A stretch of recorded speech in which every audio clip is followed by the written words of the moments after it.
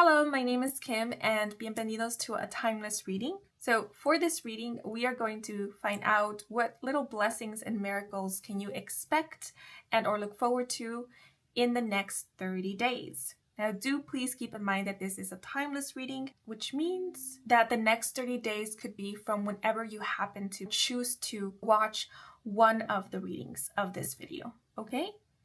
For this reading, I will be working with the following decks. The name of all of these decks will be provided in the description box down below if you're interested to look them up. And I will also be working with homemade divination dice, as well as with this chalkboard to get more detailed information. So if you're still interested in sticking around to listen to and or watch one of the readings, then now let us take a closer look at the options so that you may select your group. So there are 3 different groups to choose from. Group 1 is the gift basket. Group 2 is the stepping stones. Group 3 is the blue rose. Please take a moment to meditate on the options, and whichever you are drawn to the most, then that will be the group and a reading meant for you to hear at this moment. And remember, if you don't feel called to any of these groups, then don't force yourself to choose one of them. Instead, consider coming back to this video at a later time. And if you do feel drawn to more than one group, then that is perfectly fine because this is a timeless reading. So maybe you are meant to tune into one group and tune into another group at a later time, okay? But if you have selected a group, then please head on over to either the pinned comment in the comment section down below or the description box where you can find the timestamp that will allow for you to skip ahead to your selected group. And so if you are ready, then let us get started. Let's go. Hello, if you were drawn to group 1, bienvenidos to your reading. So the expression strong of mind and strong of heart came through when meditating on the energy of this group. And there is something about you getting an opportunity to either revoke something or appeal for something. And what just came to mind was the message, so don't worry about it. Okay, but only take that which resonates. So now I'm going to move on to the cards. Oh, by the way, for those of you who are in a line of work where you can get sponsored or have sponsors,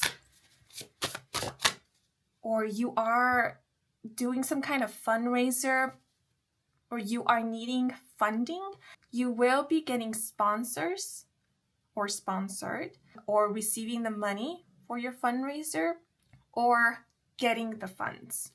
Okay, let's see. I do sense that something or someone will be helping you out financially, or you will be receiving financial assistance or financial aid. But we have homecoming with Cancer and material, and the expression, a welcome basket waits on a doorstep. Welcome yourself home. It may be that establishing, organizing, or moving your literal home is important to you right now, or it could be an emotional homecoming that you long to experience. Nestle in your literal or metaphorical haven of belonging.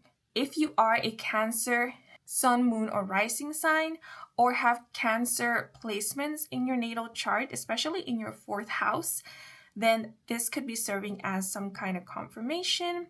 But if this does not happen to be the case, don't worry about it, because Cancer coming through might also be an indicator that Cancer season in and of itself will be pretty significant and or important. So something to look forward to in the next 30 days is you getting comfortable somewhere or with something. I see you settling in or getting settled, feeling settled.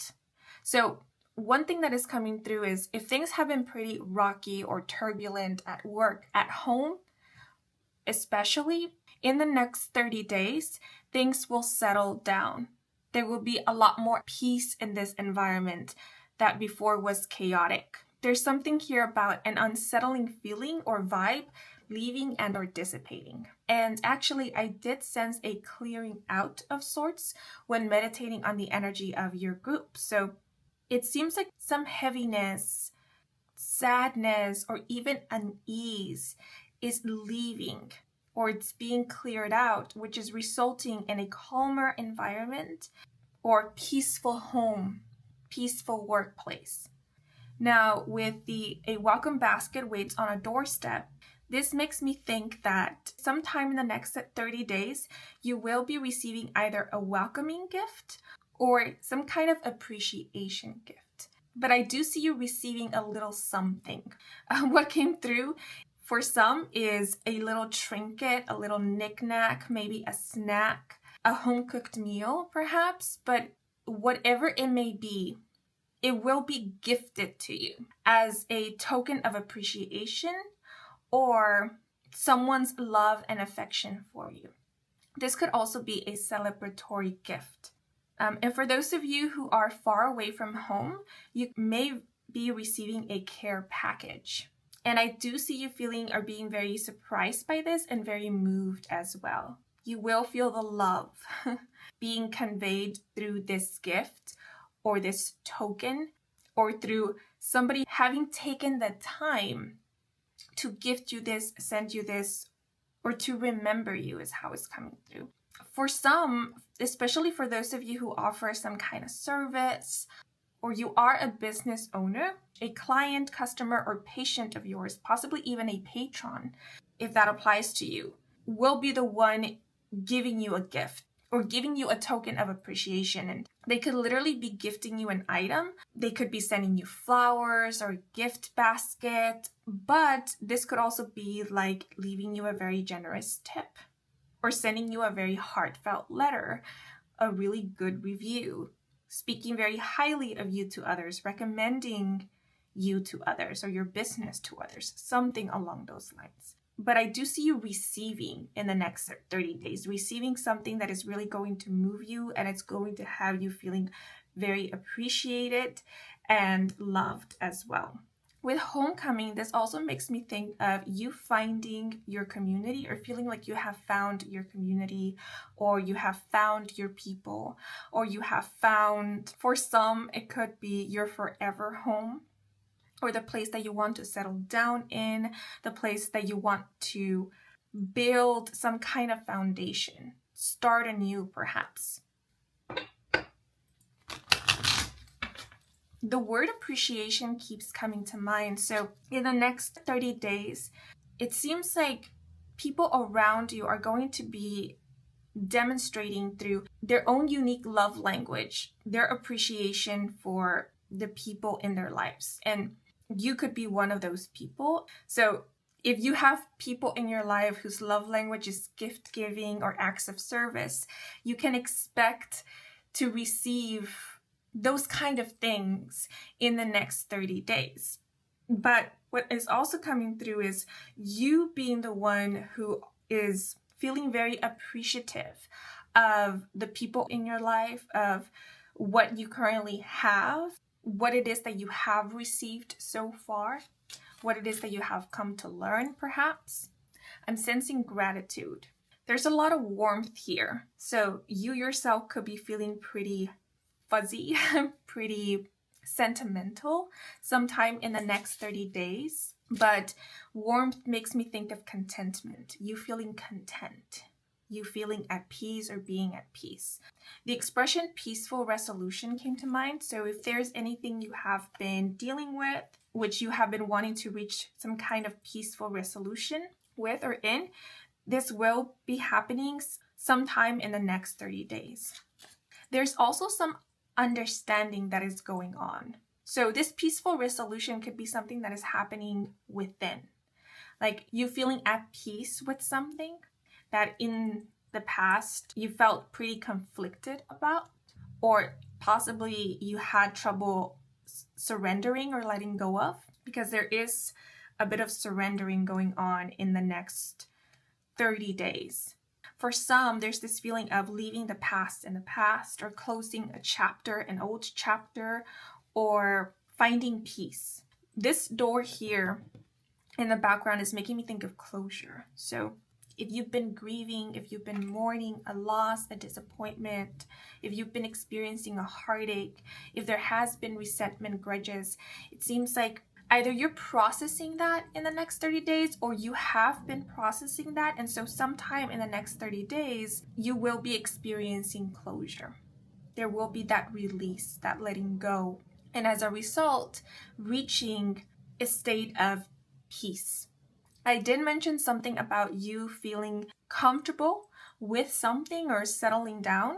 What I meant by that, or what I was thinking of when I said that, was you feeling comfortable with what it is that you do. It makes me think, just as an example, of someone who has recently started a new job. And so in the next 30 days, they're settling down in this new job, or they're feeling a lot more settled. They're feeling a lot more comfortable working at this new place or with their position, with their role. They're getting a better handle of it, of their responsibilities, or at some point in the next 30 days, they would have already gotten a better handle of it. So that could be the case for some, right? But remember, that's just an example. So apply the underlying message to your situation if the underlying message does resonate. Because this could be something like you started a new hobby. It doesn't even have to be something that you recently started. This could be something that you've been doing for a while, maybe even years. But in the next 30 days, you're feeling like either this is it for you, or like you have a better handle of this, or maybe you're getting comfortable with claiming this, claiming it as your own. Or it makes me think of someone who maybe at some point was doubting their capabilities, their abilities, whether they were doing a good job, whether they were fit for a role or for a position, or maybe someone who was dealing with a bit of imposter syndrome. And in the next 30 days, they're kind of easing into the role, feeling like, yes, it's okay, I belong here, or I'm quite good at this, or someone feeling comfortable with their skills, or someone having found their style, their rhythm.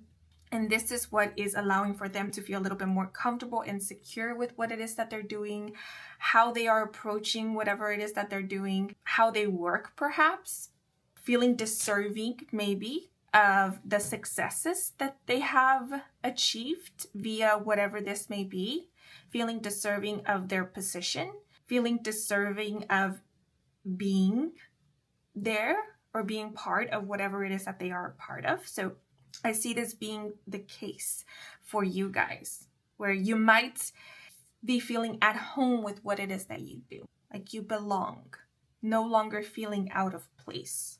This also makes me think of making something your own, right? Feeling so comfortable with it that you can rearrange it, give it your own twist, stylize it to your liking, or personalize it, right? And this could apply again to maybe something that you've been doing, like finding your own approach or branding something, creating your signature mark. This is a very specific example. I remember this is just an example, but it makes me think of someone who's had a YouTube channel for a really long time, or a social media page. And recently, they've been feeling a lot more comfortable with posting online and creating content, that they're now starting to explore and experiment, play around with it, the kind of content that they are producing, how they are presenting it, how they are engaging with their audience.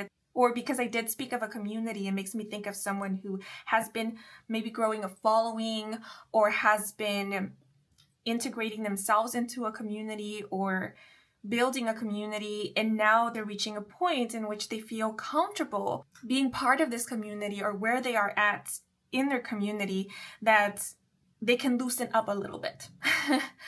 Maybe show a new and different aspect of themselves, or be a little bit more open. Because Cancer does make me think of vulnerability, but it makes me think of like someone who is peeking out, someone who is showing more of themselves a little at a time. So that could be the case for some of you in the next 30 days. And it's very tender, it's very sweet, this energy here. This makes me think of someone who is quite shy and maybe introverted, who has moved in with a roommate. And it's been a while that they have done so, but it is up until now that they are becoming a little bit more comfortable with stepping out of their room perhaps, or spending more time out in the living room, or sitting at the table with the roommate to eat dinner or watch a movie with them together, maybe lay down on the couch or the sofa, or dance around the house or the apartment. or go out in their pajamas. I don't know. It's like something about things that you didn't feel so comfortable with before because you had yet to feel at ease or settled down in. Now you're feeling more comfortable about it because you feel more secure, you feel safer to do so, or you no longer feel some kind of pressure to act any certain way. You've come to realize that it's okay to loosen up, or it's okay to come out of your shell a little bit. Or this could be also something like you're testing the waters in the next 30 days. You're seeing how the response is. Like, if I allow myself to show this new aspect of myself, would it be okay? How will people respond? And based on the response, that's when you're deciding whether to show more or maybe to pull back and reel in. And for a lot of you, I feel like the response will be positive, right? With the gift basket, which will only build maybe your confidence or help you to feel more at ease with showing a little bit more or coming out a little bit more, trying new things. But there's this feeling of it's been a long time coming. So I feel like you guys have been working your way towards something, or whatever point you're reaching in the next 30 days, it's something that you build up to, or that it has been built up to. And so reaching this point feels a little bit like a victory, or like, it's worth it, or it's well deserved. Like, okay, I can relax now. I can sit down or lay down and put my feet up. So with the basket, there could be some kind of celebration, some kind of achievement or accomplishment, or experiencing some kind of milestone. And this feels like a personal victory, maybe something that you've been working towards to, but you haven't really shared with others because it's quite personal to you. What comes to mind with this red door is someone who has been working up the courage to do something, and then they do it in the next 30 days, and it's like, yes, I did it. But we have number 35 with breathe it in, and the key terms instincts and alluring with the message. Take the time to smell. Your sense of smell may be extra heightened right now. Smell the smells you love, light a candle, use new lotions, perfumes, entice your senses or your partners.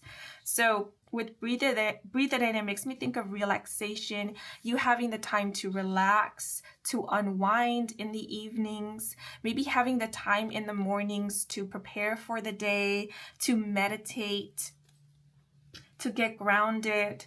But this breathe it in card is also making me think of appealing your senses. Is that the best way to describe it or portray it? But it makes me think of you being pleased by your surroundings, by your environment, like you being in a space that feels good, that entices your senses is what I wanted to say. So in the next 30 days, your space, your home could be very tidy, or I don't know why I want to use this word, but it could be very alluring to you, where everything will be just as you like it, or it will feel very homey to you, very comforting.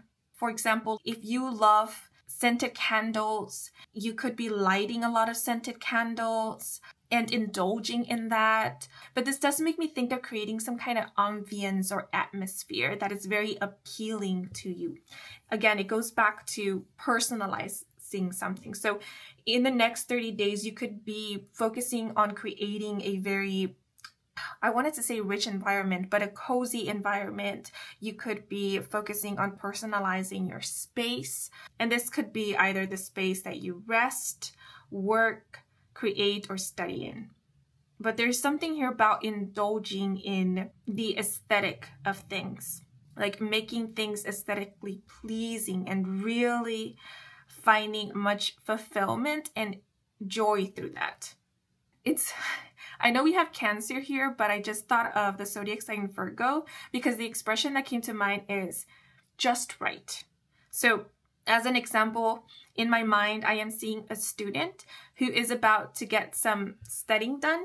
And before they do, they make sure that the space that they are going to study in is to their liking, right? That it really encourages them to study and to stay focused. And so that would be very personal to the student, right? If they like scented candles, they could be lighting a scented candle. If they enjoy iced coffee, they could be preparing themselves an iced coffee.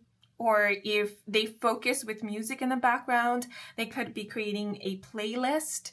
I just thought of Hermione Granger, and it could be because I did do this myself when I was a university student, which was I created an atmosphere that made me feel like I was Hermione Granger, like I was role-playing Hermione Granger, so that I can get into that zone or that mode of studying.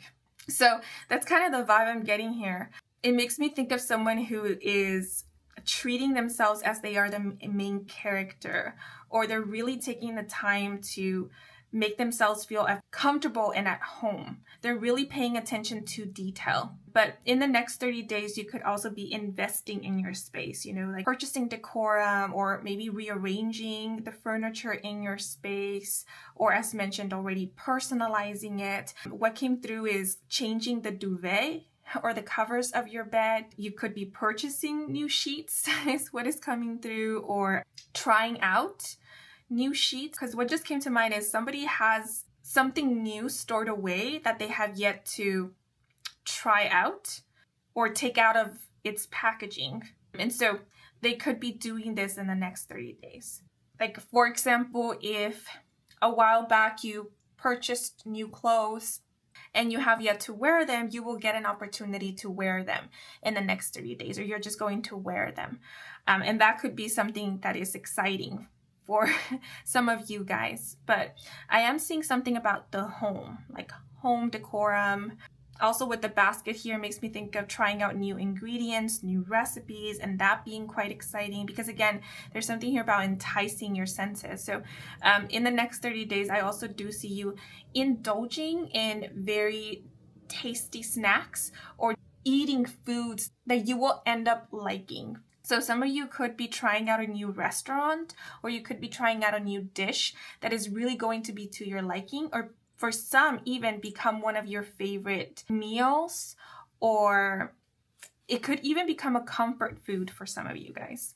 And there's something about scents or smells with the nose here. So you could be smelling really good in the next 30 days, or you could be stumbling upon a perfume, a cologne, an oil, maybe a deodorant, a shampoo, a soap that is going to smell like heaven to you. It's really going to suit your taste, or it's going to make you feel divine when you wear it. And you may also be receiving a lot of compliments on this. Like, people may be coming up to you and telling you that you smell really good, or they could be asking you what it is that you're wearing because it smells so good.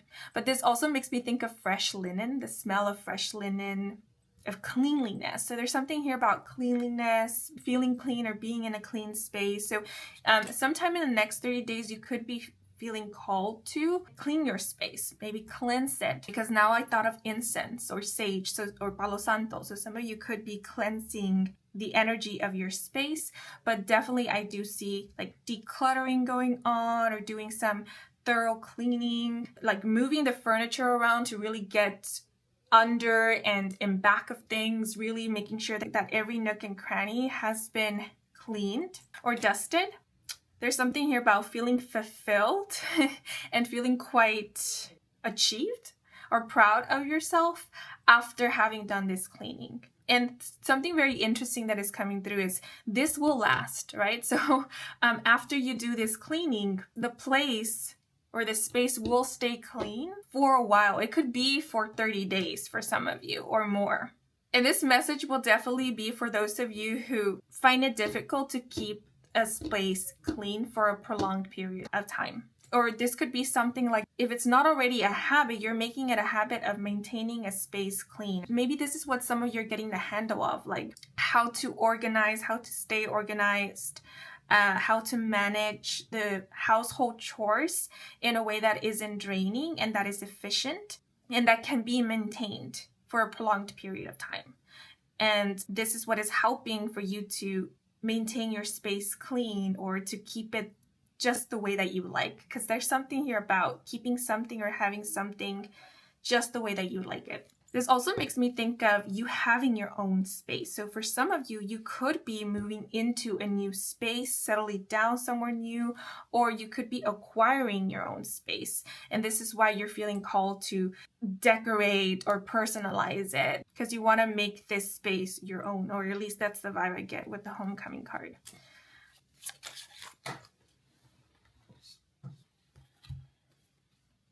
But for your other clarifier, we have luck is on your side. Allow the gems to fall at your feet with jackpot and fortunate and pleasure.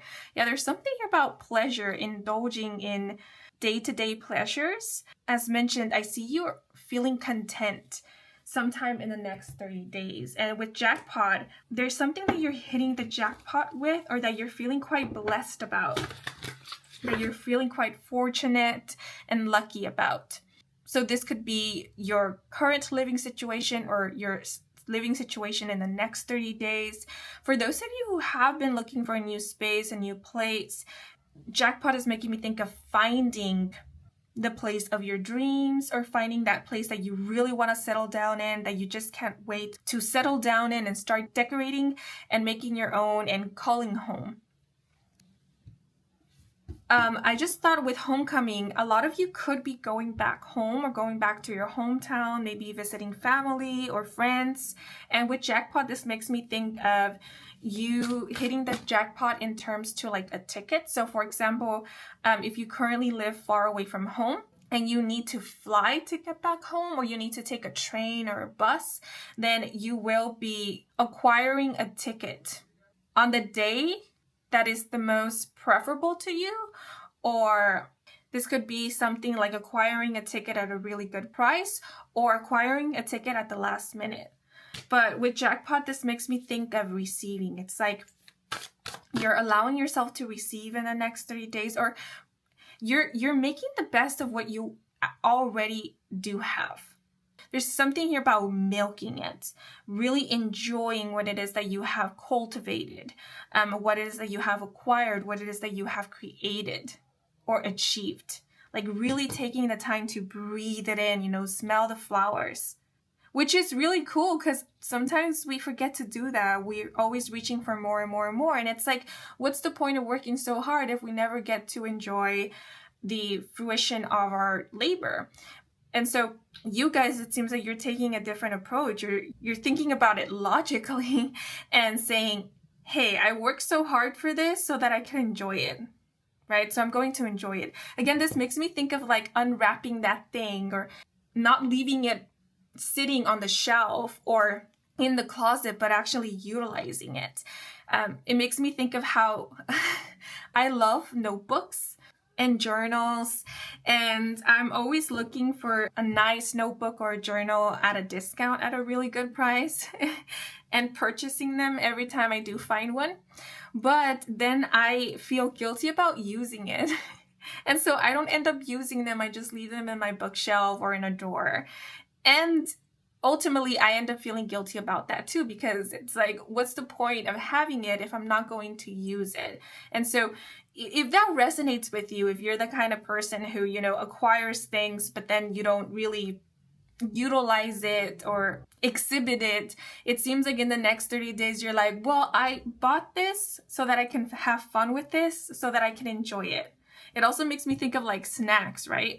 Like I bought this because I wanted to enjoy the snack, because it's meant to be eaten. It's not just meant to be sitting on a shelf. So I'm going to eat it. I'm going to savor it. I'm going to enjoy it. And I'm not going to feel guilty about it, because this is why I bought it in the first place, right? And so yeah, with treasure, this makes me think of reaching into your treasure box and pulling out things that have been there for a while. So a lot of you could actually be rummaging through your closet or through your things and finding a lot of items that you purchased a while back and feeling pretty excited, because now with this new mindset, you'll allow yourself to utilize it, to have fun with it, to play with it, to enjoy it. But definitely a lot of you could, especially if you're are cleaning or decluttering, be finding a lot of treasures. things of your past. This could also be like memorabilia. But I do see someone being in shock that they are in possession of something, like, what? I had this all along, I didn't know. Or, man, this is exactly what I've been looking for or was intending to buy. And look, I already have it. Good thing I stumbled upon it. But with treasure, this also makes me think of you feeling treasured, right? I did speak about appreciation. So you appreciating others and you feeling appreciated by others. Someone could be treating you like their treasure. They could be treating you to something nice, or this could be you, because I do get this like mutual energy with Cancer here. So I'm going to now pull out some tarot cards. Oh, and with luck, I do see you getting lucky with something. Again, there's something here about you're needing or you're in need of something, and then you find that you already have it, or that it's already in your possession, or that it's already available to you. Or it could be something like you've been wanting for something, and then someone comes along and gifts it to you. So now you don't have to purchase it or get out of your way to acquire it, because someone already gifted it to you.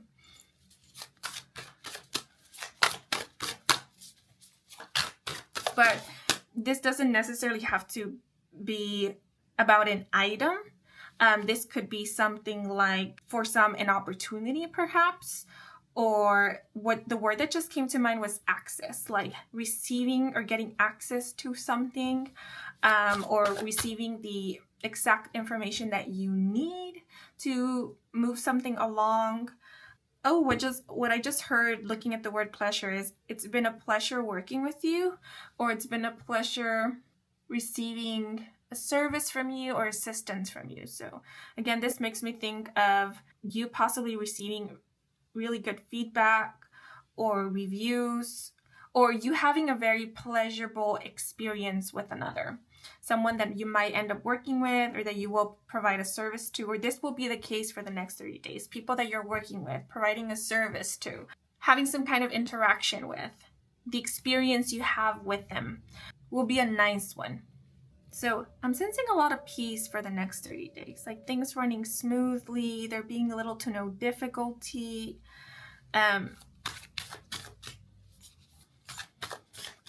What just came to mind was the storm is calming. So again, if things have been pretty chaotic, it seems like in the next 30 days, things are calming down. They're leveling out is how it's coming through. The ribbon here just made me think of tying loose ends, or of fixing something, making something a little bit more tidy.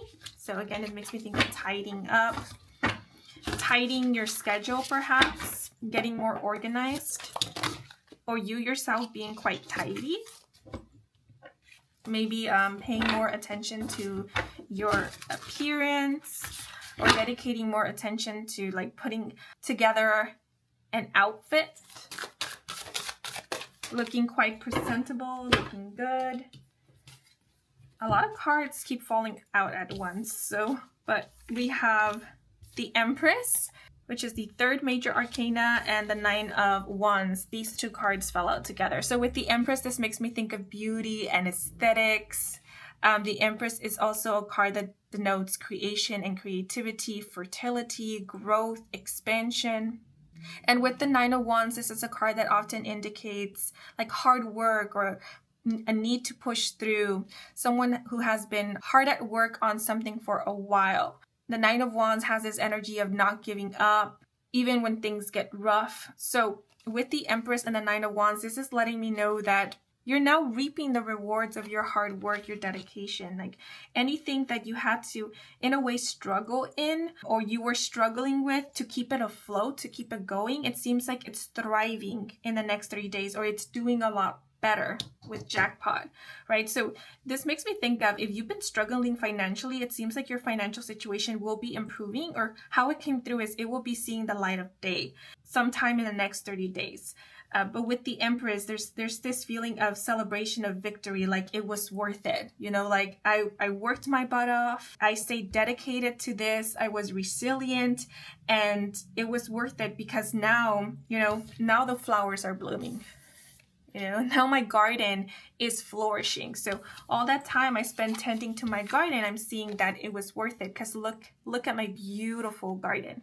So yeah, things are easing up, I want to say, with the Nine of Wands. It's like in the next 30 days, you might find that you don't need to push as hard. That was a weird way to put it, but you don't need to fight. Maybe hold on or put in a lot of effort into something to get some reward, right? Because the Nine of Wands does often have this feeling of someone putting in so much effort, and yet all they receive in return is breadcrumbs. And they're doing their best to survive on these breadcrumbs as they keep working their ways towards achieving a goal, or just as they keep pushing through, right? But with the Empress here, it's like getting out of survival mode. Now we're easing into thriving. So in the next 30 days, you might still be putting in some effort, but you're seeing a lot more in return. It's either that things are balancing out, or the scale is tilting in a new direction, where maybe you're putting in a little effort and receiving a lot more reward. Whereas maybe before you put in a lot of effort and just received little to no rewards. The Nine of Wands with the zebra here also has this energy of like panic and anxiety, like, I need to do more, or I need to keep on track, or I can't rest, I can't take it easy, because if I do, I might lose the momentum, or everything might fall apart. Or it makes me think of, someone being in a race, and it's like, I have to maintain this speed, because if I don't, I'm going to fall behind. And then it's going to require even more effort from me to get back on track, to get back where I was possibly. And so with the Empress here, what is coming through is, if you have been feeling that way, or it's been like that for you, it seems like in the next 30 days, you will be able to relax. There might still be a bit of that panicky energy lingering about or underneath the surface, but your situation will be so that you can actually take a break, you can actually slow down a bit, you can actually relax. There's something here about taking it slower.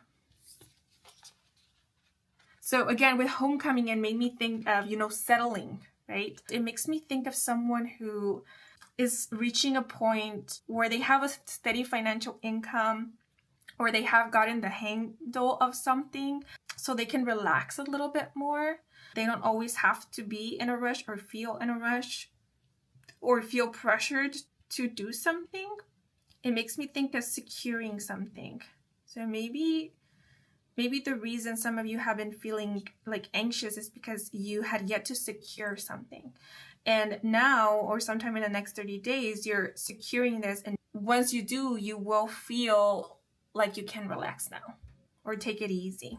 It also makes me think of someone who for years has been working very hard on reaching some kind of milestone or level, so that then they could feel a little bit more secure. And so again, I'm sorry for giving these examples, but they come easy to me. So an example that is coming to mind is someone who has been working on growing their YouTube channel, and maybe they had yet to reach this point in which they felt like, I've made it, or I found my target audience, I built my community, I can ease up a little bit. I can be more flexible with how often I post, or I can be a little bit more creative with the content that I share. And now they're reaching that place where they feel this way. Again, that was just an example that may apply to some of you, might be your exact situation, but for others of you, it's more so about the gist of it, The Empress also makes me think of like the home, or a happy home life, a stable home life. So it seems a lot of you are, creating a home, or creating a space that you feel is your own. And again, this could be like pertaining to the space that you live in, that you relax in, but it could also be something related to work or even school. Like feeling at home in a campus, or comfortable in a career or in a line of work. If you are business owners, feeling like this business is your own, or reaching that point. There's something here about a title, receiving a title, or putting something under your name. There's also something here about like feeling proud to say this is mine, or I'm in charge of this. This is my role.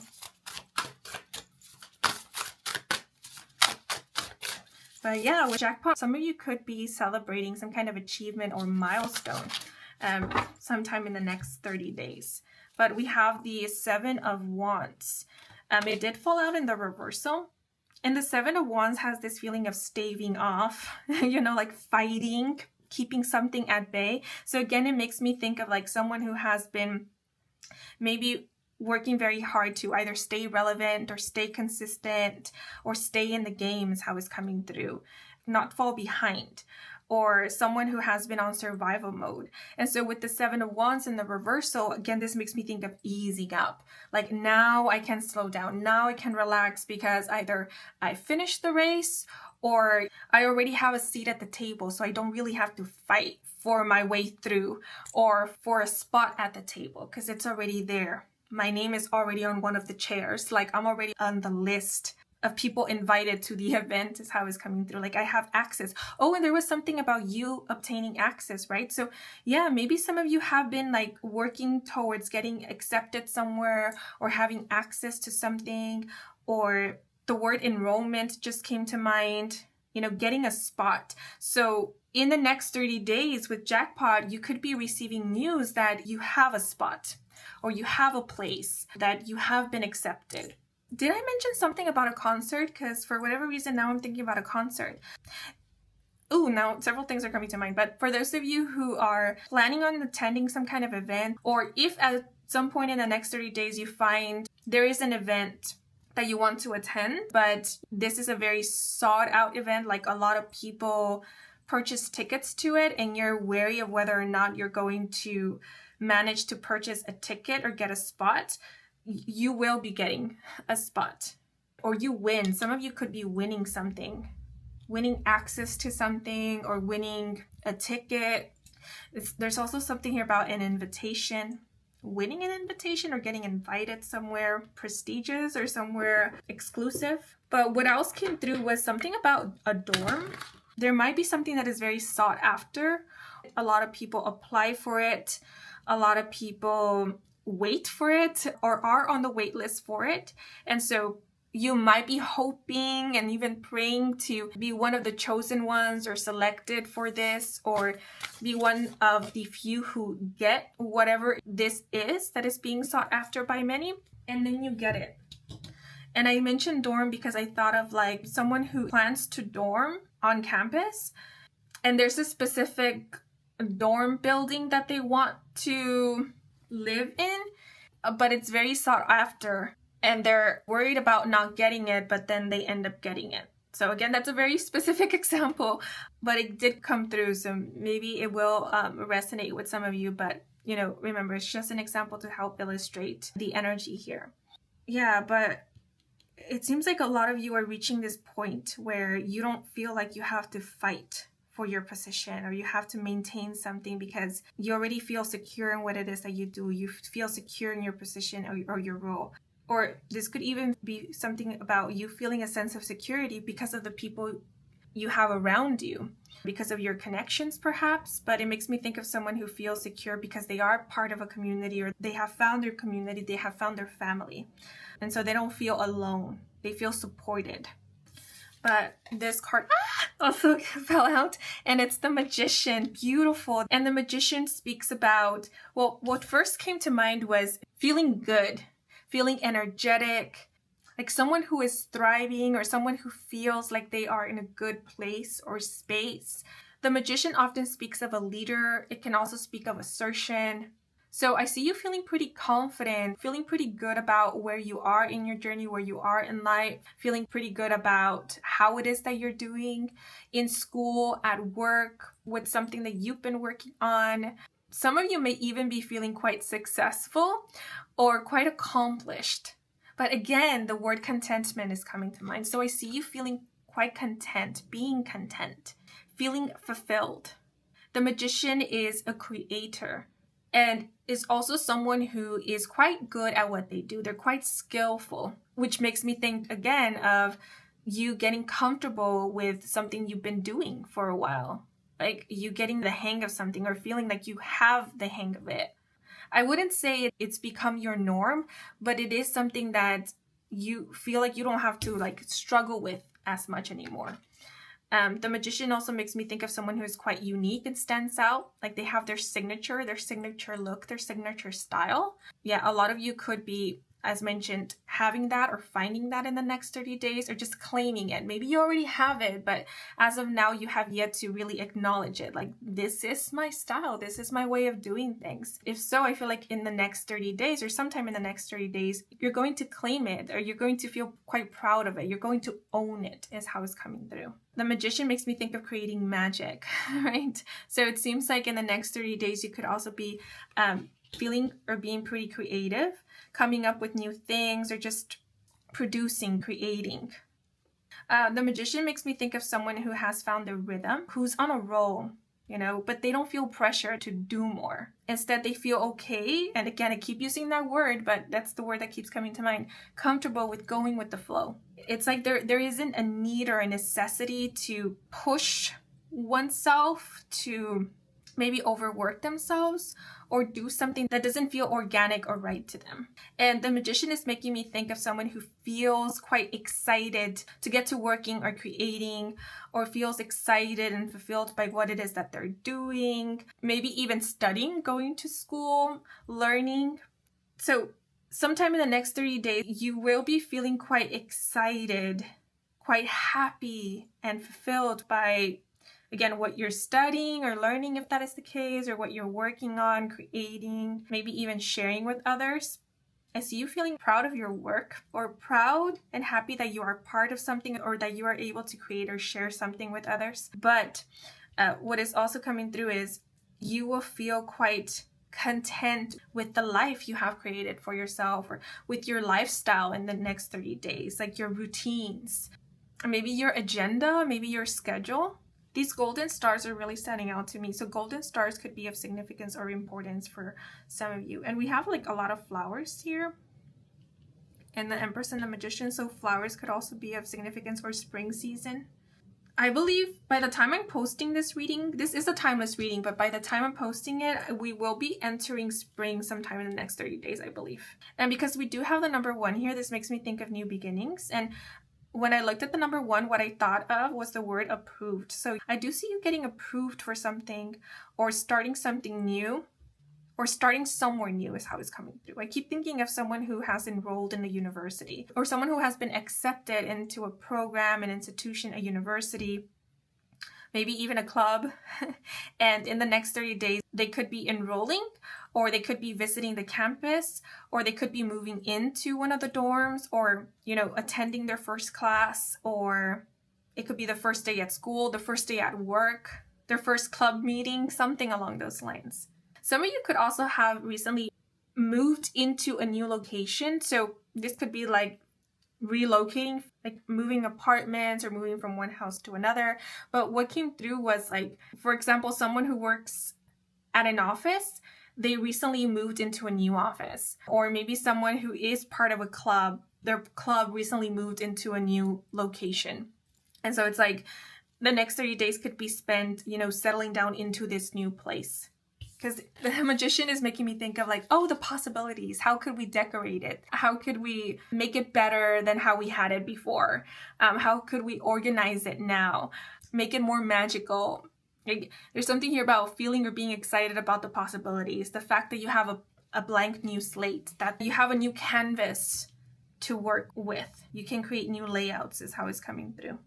So I'm sensing excitement, or maybe that's the advice offered to you for the next 30 days. Like if there's an opportunity to start anew or recreate something, it might help to look at it from this perspective of you can do things differently if you want to, or you can try new things, or you can shift things around, you know, play around, experiment now.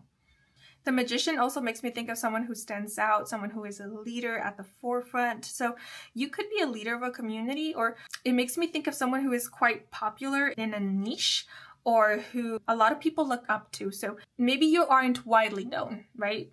But you're still popular to those who know of you or who know you. You have some level of authority is what is coming through with the Magician. And you're coming through as quite respectable. There's a lot of people who respect you or look up to you. And there's something here about people who respect you and look up to you are the people who you want to be admired by. And it's not in a arrogant, cocky sort of way. It's more like, I feel honored because I myself look up to these people, or these are my people. These are my kind of people. Like, so it feels good to know that I am liked and that I am admired, or that I am highly esteemed by people who I like. So it feels like an accomplishment. It feels like a blessing. It feels like an honor. Yeah, but I see you being on a roll, and we're like, you're doing you, and it feels good. It feels good because you're living by your own rules. You have more freedom now is how it's coming through. You're starting to acquire a little bit more freedom and flexibility, maybe in your schedule, work hours perhaps, or you're allowing yourself to freely express yourself or creatively express yourself, or now you're reaching a point which you feel like you can, like it's okay. And there's no repercussions, or there's little to no repercussions, or you're just getting comfortable with sharing more about what you like and what you're good at without minding so much whether or not other people are going to judge it.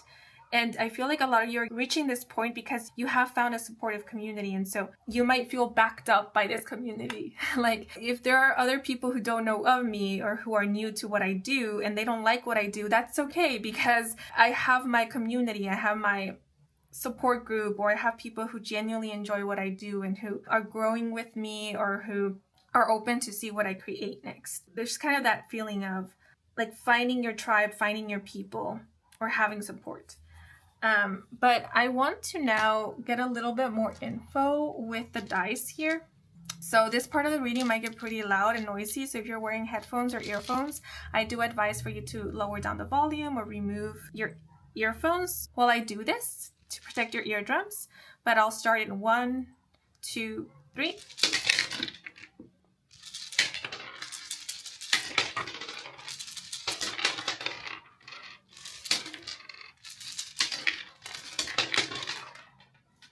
Okay, so only 2 dice fell on the board, and both of them fell on the learn section. And these are the recycle symbol, or do over, repeat, as well as a pause symbol. Interesting. So there's something here about some of you getting an opportunity to redo something that you've been wanting to redo. I believe at the beginning I did mention something about a second attempt or an appeal. So yeah, if that's what you've been wanting, you will definitely get an opportunity for that in the next 30 days, or you will be let know. You will be learning that it's possible, that you can appeal, that you can petition, that you can resubmit, for example. Or there's something here about you coming to learn that there's some kind of window opening up, or like there's a wait list. So I do see you learning or hearing that there is an opportunity to try something again, or get another chance, or redo something, do it over. This could be true for like getting another chance to submit a work or redo an exam or quiz, something along those lines. But what also came through is in the next 30 days, you could be relearning or getting back into something of the past. But this time around, it will be a lot more enjoyable is how it's coming through, because with pause, it's like this time around, you will get more time to actually learn this, process it, understand it better. Like, you won't feel in a rush. So maybe the first time around you felt in a rush, or there was a lot of pressure, and all this pressure and lack of time didn't allow for you to really enjoy the whole process of learning this or practicing it or working through it. But this time around, things will be different. There will be enough time, or you could move at your pace with this, and there's no pressure.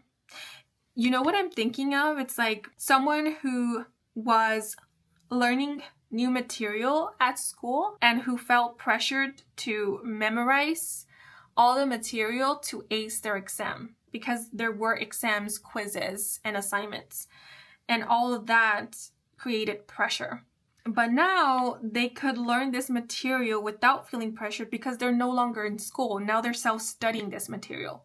And so they can enjoy the whole learning process, the whole studying it, because they don't have to worry about exams. They don't have to worry about assignments or maintaining a GPA or getting a good grade or anything like that, because now they're doing this on their own time. They're learning this for pleasure.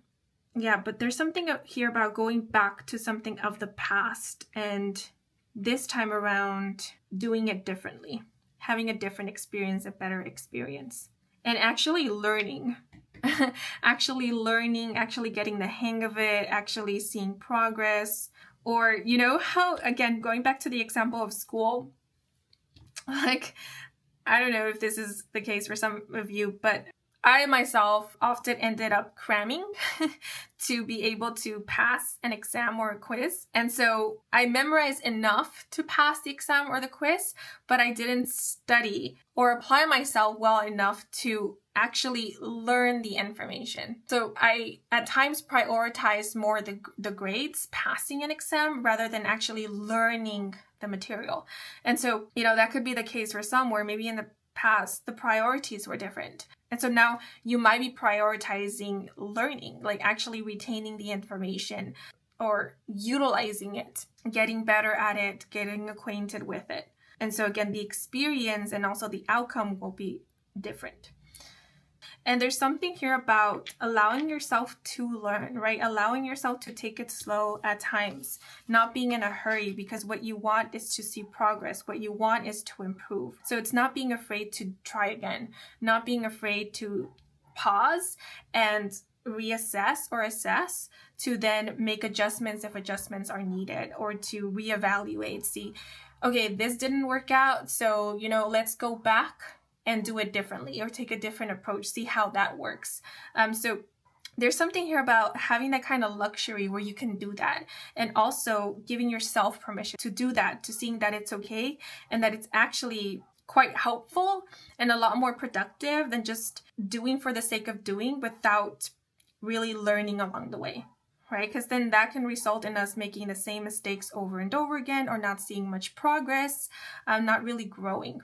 But it seems like in the next 30 days, you're taking a different approach where you're aiming to grow, you're aiming to evolve, and you're doing so with the mindset of, it's okay if we need to try again. It's okay if we need to do it over. It's okay if we make mistakes. It's okay if we acknowledge that we made a mistake or that we could do a little bit better. So that could be the case. And some of you could actually be bringing something back of your past. So it makes me think of like, remastering, like when artists, they remaster an old song of theirs, they give it a different twist. So in the next 30 days, you could be taking something from your past and it's sort of like redoing it or maybe upgrading it, but you're doing it again because you want to apply or integrate into it what you have come to learn, like your new skills maybe. It makes me think of improving upon something. So that could be the case for some of you. And I see this being quite exciting to those of you who this is resonating with. Like, now I get a chance to do this, to do it better or to improve upon it. Or now I get a chance to do this my way for some of you. Maybe this is something that in the past there were a lot of restrictions around it. And so you couldn't really develop it in the way that you would have wanted to. And now you're at this point where there aren't restrictions. Now you can go about it in the way that you want to. Maybe this could also be something about resources. At that time, you didn't have the resources to fully develop this or do it the way that you would have liked. And now you do have the resources to do this the way that you imagined or envisioned. And so you're quite excited about this. Like, yes, let's do this. Yeah, and this also makes me think of copyright. So some of you could be getting the copyright for something, or like I said, you know, at some point, something could be put under your name, or you could be getting the ownership or the rights to something that was always of you, that you yourself created or came up with. And once having the rights to this, now you are free to do with it whatever you want or work with it however you want. And that is exciting. Yeah, so more freedom, liberties I see for you guys. But to wrap up your reading, I want to pull out just one last oracle card.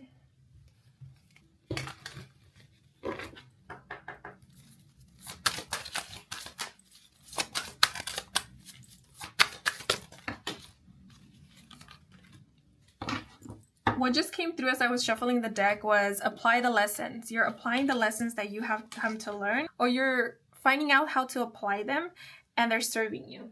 Also, what is coming through is if recently you have been learning a lot of lessons, you know, like you've been experiencing a lot of challenges or challenging times, in the next 30 days, you will take a break from this. It seems like you're being let known that there won't necessarily be any lessons to learn in the next 30 days. It's more about you relaxing or applying what it is that you have already learned.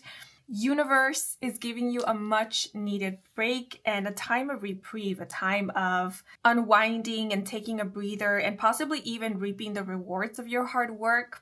This is a time to celebrate and possibly be with loved ones. So for those of you who have been recently telling yourself, no more challenges, please, no more lessons. It seems like universe has heard you and your wish is coming true for the next 30 days. But we have where you are is a perfect place to begin again, relax, reset, and try again. Yeah, so that could be the case for some. And we also have what has happened is old news. Nothing is stagnant and everything moves forward. Revel in the knowing that you are always creating new news. So there's something here about new beginnings here. And again, allowing yourself to start over, that it's okay, that you're meant to be growing and that you are always moving forward, even if it doesn't really feel or look like it. And we also have quiet your mind and listen. Talking all the time or asking others for advice drowns out your inner voice. Talk less, feel more. Yeah, so in the next 30 days, you could be taking the time to introspect, to go within, to ask yourself what is important to you, what it is that you would like to focus on and prioritize at this time in your journey or in your life or in the next 30 days. There's something here about like, instead of trying to appease or please the masses, you are more so focused on doing that which feels right to you, which feels organic to you, doing that which you feel called to do or feel inspired to do or to create. There's something here about marching to the beat of your own drum instead of the beat of societal expectations or outside pressures or expectations, something along those lines. And you could be channeling quite a few messages or channeling ideas, getting quite a few ideas for like future creative projects or things that you want to start working on or things that you can develop on, things that you can integrate. And I see you feeling pretty excited about like working on these or applying these. And there's something here about, yes, you're getting these ideas and you're also implementing them. You're also setting them in motion. It's not simply about you thinking about them. And so because I do see you getting a lot of ideas, you might also find yourself organizing, maybe setting a to-do list or a priorities list of, okay, this is what I want to prioritize or work on first, the idea that I want to start working on first, or this is what will best serve me or serve my situation if I start working on it first. And then I'll work on these later. There's something here about managing your time or realizing that it's okay if you don't do everything at once, not feeling the pressure to do everything at once because you can spread it out throughout a month, spread it out throughout an interval time, a year or so, and it will be okay. It's okay. You could be experiencing a lot of ringing in your ear. And if this has nothing to do with a medical condition, first check that it has nothing to do with a medical condition, then this could be like every time you hear a ringing in your ears, that's because you are downloading a message or your spirit guides or maybe your higher self is communicating, or you are attuning is how it's coming through, attuning to a frequency or a new frequency. You could also be receiving a lot of messages via the radio or via songs, via music. But there's something here about turning on the radio and receiving a message through what is said in the radio. And you might also feel called to work with crystals, connect with the energy of specific crystals in order to attune to a certain frequency or to receive specific messages, or maybe to connect with specific deities or specific energies, something along those lines. And you could be channeling a lot of messages in the next 30 days. Some of you might be channelers, or you could just channel for yourself if you don't channel for others. And I do see you channeling a lot of messages. Spirit will be connecting with you a lot during this time, or it could just be your higher self. communicating with you a lot throughout the next 30 days. Oh, by the way, the numbers 3 and 1 could be of significance, or 31 or 13. You could be seeing these numbers or a lot of repeated ones like 111 or 333 throughout the next 30 days. And that could be serving as some kind of confirmation or sign for some of you. Or you could be a life path number 1 or 3, or have been born in the month of January or March, or on a year that ends with one of these digits. And again, this could be serving as a confirmation. Also, if you happen to be a life path number 1, you could be working with or studying with or creating with, co-creating with someone who is life path number 3, or if you're a life path number 3, you could be working with someone who's a life path number 1.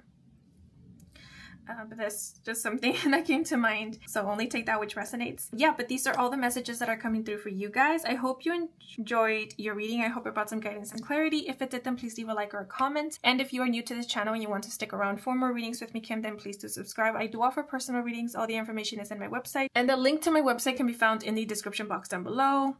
For those of you who are new to my channel and you wish to stick around for even more readings with me, then please don't hesitate to subscribe or hit that notification bell button thingy.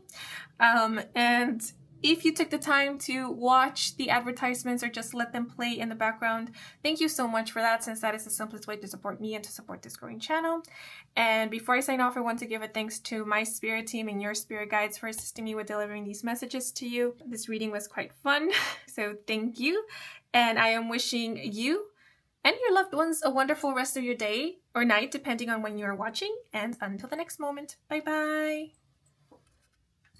Hello, if you were drawn to group 2, bienvenidos to your reading. So right off the bat, there is something about you reaching for the last bit. It made me think of someone who is reaching into the cookie jar to get the last cookie in the jar. And so this could be serving as reassurance for some. That is, if you are worried about whether or not you will be able to acquire something, it could be an item.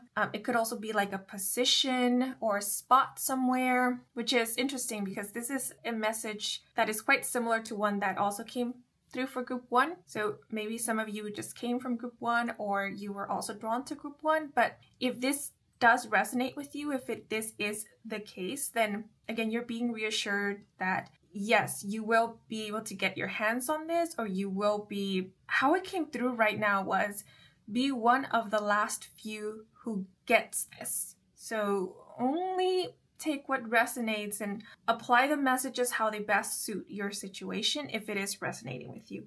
But there is also something about you reaching out or reaching a larger or wider audience.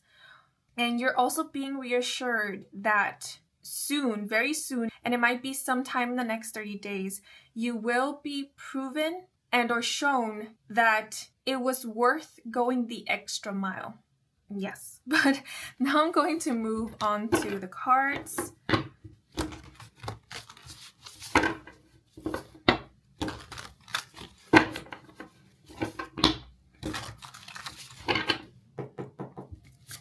So let's see.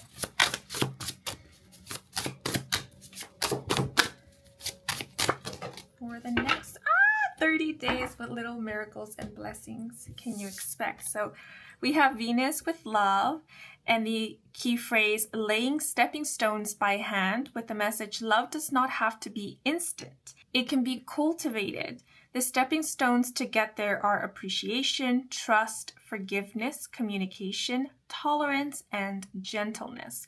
Connect with the part of yourself that is open-hearted and ready to embrace all life has to offer. So the theme for the next 30 days could be love or love in relationships, or you might find yourself prioritizing this area of life. But it seems like in the next 30 days, you will experience a lot of love, either emanating from yourself or coming from others. And it could be both. It doesn't have to be one or the other. With stepping stones, a few things are coming to mind. First is you may be working on further developing something that you love, like a passion project or achieving some kind of goal that means a lot to you. or making a dream of yours a reality. But there is something here about you dedicating yourself to something that you love. And for some, if it's not something, it could be someone, because what else is coming through is in the next 30 days, you may be developing your relationship with another. And it could be with one specific person, but it could also be with different people, right? Like developing or deepening the relationship with a family member, as well as with a friend, as well as with a romantic partner, possibly even like a coworker or a colleague. And remember, it doesn't have to be one or the other. It could be both, right? You focusing on something that you love, as well as focusing on your relationships or on someone that you love. But with the message, love does not have to be instant. It can be cultivated. It makes me think of someone who is developing feelings, or someone who is growing their love for something. So throughout the next 30 days, you could be developing feelings for someone. You could also be getting to know someone on a deeper, maybe for some more romantic level. But I do see you opening up in some way, or finding out what is possible with something or someone. There's an unfoldment, and there's definitely a deepening occurring in the next 30 days. These stepping stones make me think of different stages. Examples that come to mind is from being a stranger to someone, to then being an acquaintance, to then being a colleague or a friend or a confidant, to then being something more, perhaps.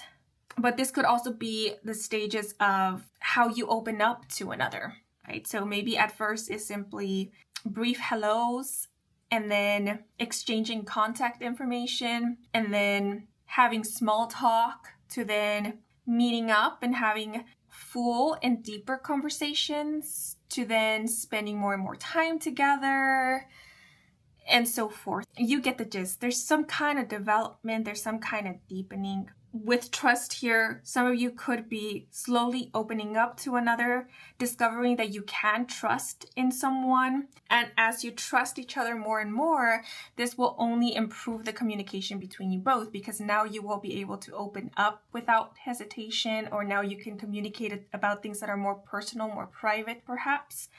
But in the next 30 days, you could also be healing when it comes to love. So if there are any strained relationships, or if you have been wanting to reconnect with someone, then in the next 30 days, you could be working towards reconnecting with this person, mending your relationship with them.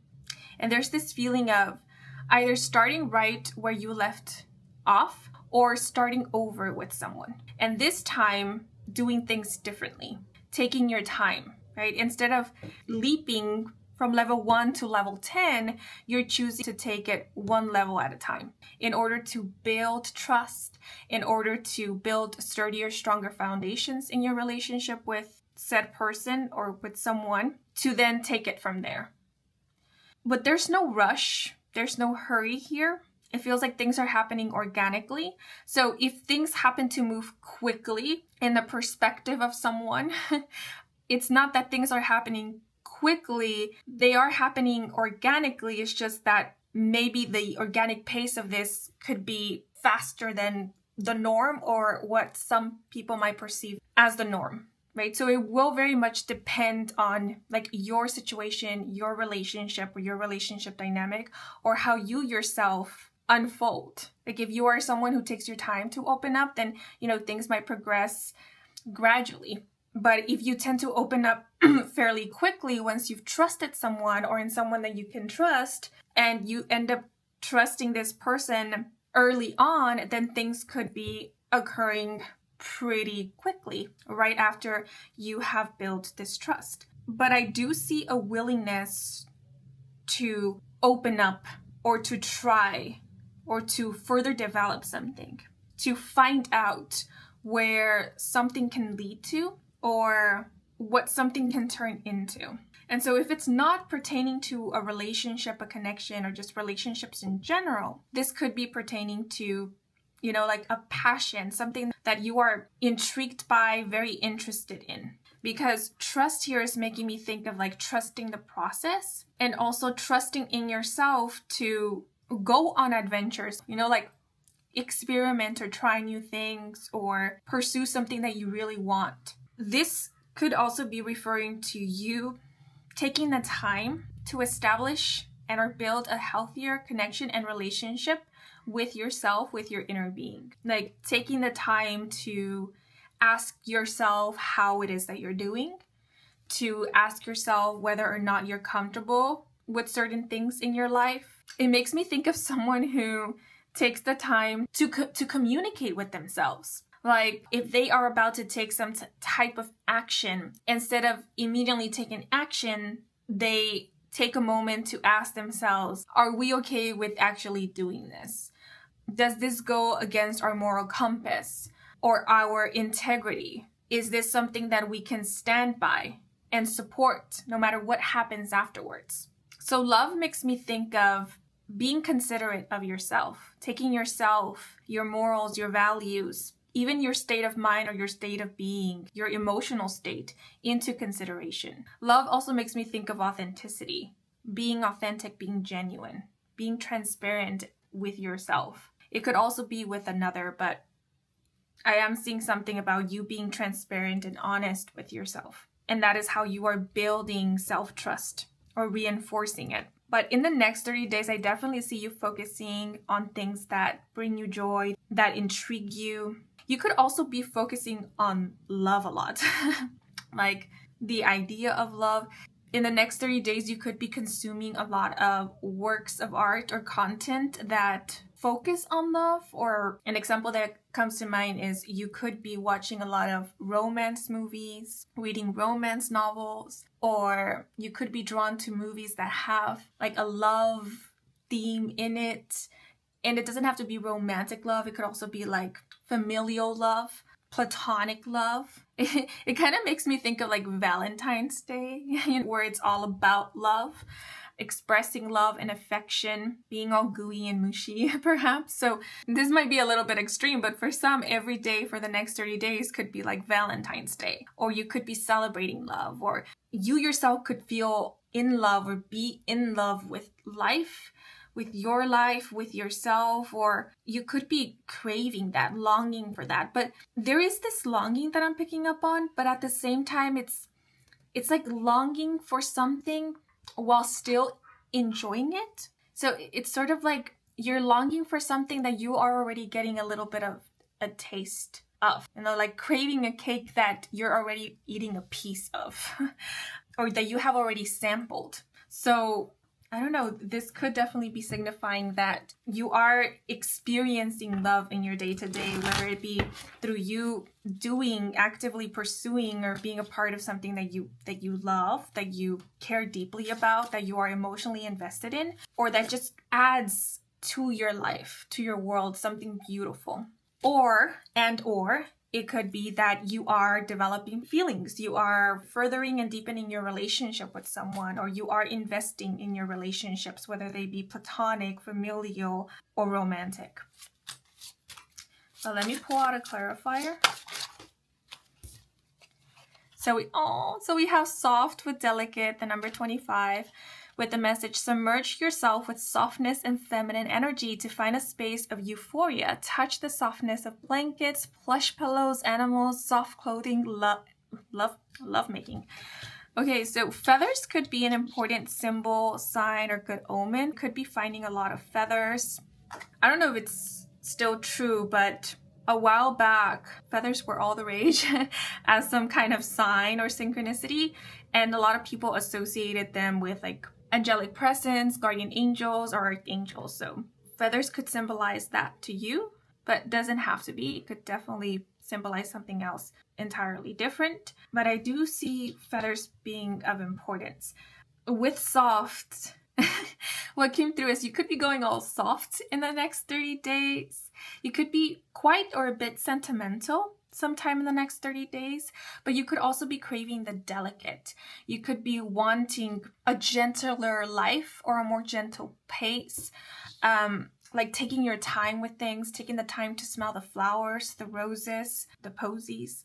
There could be some romanticizing in the next 30 days, like romanticizing your life, but you yourself could feel quite emotional. Your approach to things or people, or maybe even life, to yourself could be a lot softer and gentler. I'm getting something like softly spoken or soft touch, or being a lot more careful with things, with how you handle things, like a delicacy to your touch, a delicacy to your movements, your gestures. And it could be because you are connecting with maybe your inner feminine, or with that softer, gentler side that exists within you. You are expressing yourself in new ways if, all that I have mentioned up until now is not your norm. It's not how you normally show up in the world. Soft is also making me think of you wanting to be surrounded by things that are quite soothing, or wanting to engage in things that soothe your senses, or maybe even your nervous system. For whatever reason, I keep thinking of textile, like soft fabrics or soft blankets, cushions. Like touch seems to be pretty important, or it will be important throughout or sometime in the next 30 days. You could be quite sensitive to touch. Your senses could be quite sensitive in the next 30 days. Something very specific came to mind, and it will only apply to a select few. Your chest area or your breast or your stomach could be quite sensitive. I'm sorry if this is a little bit uncomfortable, but what is coming through is getting touched there, or maybe in other areas of your body, might be too much. Even if it's just like a gentle touch, it might feel like too much. It might, for some, be quite thrilling, but definitely too much is how it's coming through. And the chest and the stomach area do make me think of feminine energy for whatever reason. So yeah, a lot of you could be connecting with your inner feminine, allowing for your feminine side, whether you are of masculine gender or sex or not, to really show, to come through. And this is you embracing a new aspect of yourself. This is you allowing to connect maybe with that more emotional and receptive side of you. And there's also something about food. You could be quite sensitive to certain flavors or foods. There could be certain foods in the next 30 days that you won't be able to stomach. And these could be foods or snacks that you're used to, or that you might often reach out for. But for whatever reason, in the next 30 days, you could be repelled by it, or just not feel inclined to consume it. And it could be because you are going through some kind of shift. It could be like an energy shift, or there's something here about like hormones, possibly something to do with your hormones. But this does make me think of like an energy shift, or just the fact that you are connecting more, tapping into a new aspect of yourself, or as a result of this aspect being emphasized or highlighted. But soft also makes me think of a soft voice. Oh, I just thought of that one song. Interesting. And it kind of goes with this love card. It's the song You Can't Hurry Love by the Supremes. Because there's a part in the song that says, but I keep on waiting, anticipating for that soft voice to talk to me at night, for some tender arms to hold me tight. I keep waiting, I keep on waiting. So that song could be of significance or relevance. You might have been singing it often recently, or hearing it pop up here and there, or you will be in the next 30 days, and that could be serving as some kind of confirmation or sign. But yeah, there could be a little bit of intimacy going on between you and another, where you're talking late into the night with someone, or you're so close together that you could speak softly or in whispers to one another, and you can hear each other clearly. I just, for whatever reason, thought of like pillow talk. So that could be a relevance for some of you, because I am getting a bit of like, physical intimacy. But for others of you, this could be more about like emotional intimacy, like feeling comfortable with another, to open up to them, to confide in them. But, this could also be physical intimacy in the sense of just proximity. Maybe it's not about getting sexual, but it could be more just about, sorry, I think I have to be careful with my wording to not get flagged by YouTube, but this could be more about what you allow in terms to touch and like physical proximity. Because again, I keep seeing two people being pretty close, where they could just whisper to one another and they can clearly hear the other because that's how close they are. Or someone being comfortable with having another touch them, like hold their hands or lean against them or embrace them, right? So if you're someone who's quite reserved, or you don't normally engage in physical touch, or you don't like physical proximity because you only allow for this to happen with someone who you are truly, truly comfortable with, then you finding yourself leaning into someone or allowing for them to hold your hand or to put their hand on your shoulder or to embrace you or be close to you could be a sign in and of itself that yes, you feel comfortable with this person. Your body, especially your body, because there's something here about the senses. Your body feels safe being around this person. That could be like a green flag for some of you. Yeah, because I feel like a lot of you who are drawn to this group are quite reserved. Like you don't normally open up. Or people really have to work for it. They have to spend a good amount of time with you and they have to earn your trust for you to then open up to them or get close to them or be intimate with them, whether it be like physical or emotional, or maybe even mental intimacy, where you feel comfortable to express your ideas or bounce ideas off of them. But delicate also makes me think of someone treating you delicately. And it's not because they think that you are delicate, but it's more like they see you as something precious. But there is something here about possibly someone being very careful with how they approach you because they don't want to scare you away, or because they see that you are someone who likes to take it slow, or they want to get your consent first. Like they want for your approval before they move on to the next level. They don't want to get, is this an expression? They don't want to get too fresh with you because this is important for them. Developing a relationship with you or developing trust with you or having you feel comfortable with them is important to them.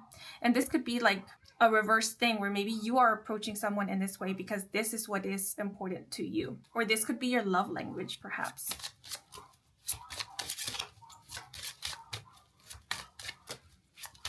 And you could also be connecting with someone who you perceive to be quite soft.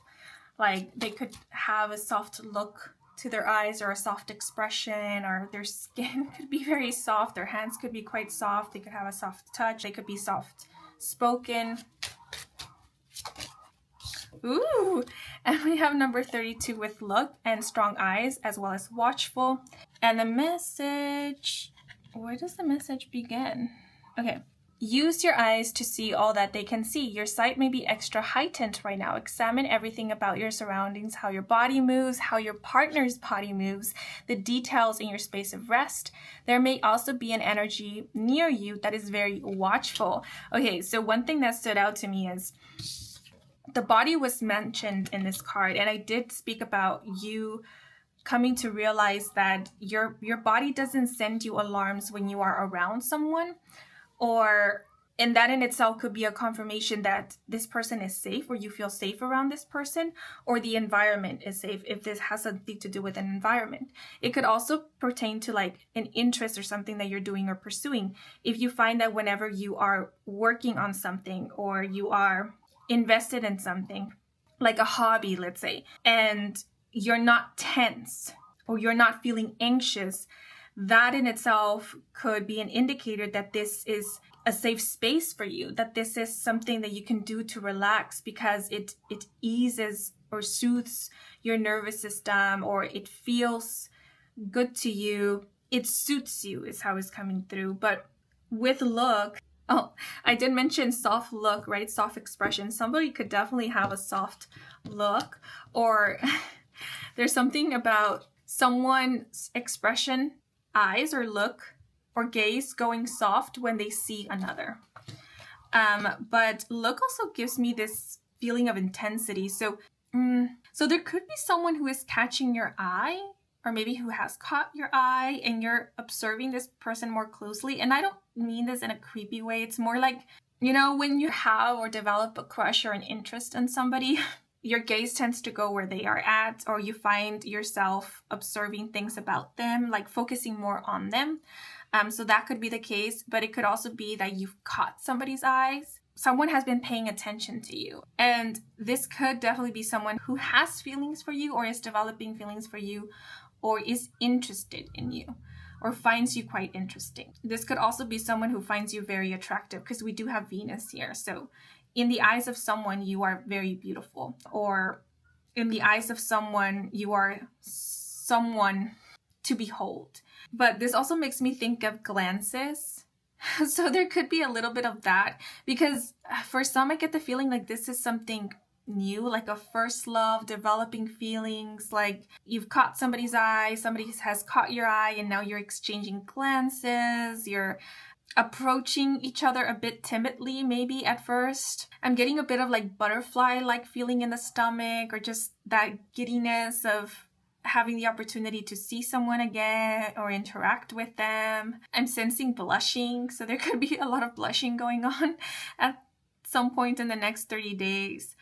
But, I'm talking a lot about relationships, and yeah, so there could be a focus on relationships for some of you, but for others of you could also be with look that your eyes will be trained only on that which, what came through is enlightens you, but what I was going to say is enriches you, enriches your life, adds beauty to your life. So I see you focusing more on that which either makes you feel beautiful or reminds you of the beauty that exists in the world, that makes things beautiful and endearing and exciting for you. Look also makes me think of paying attention to the details.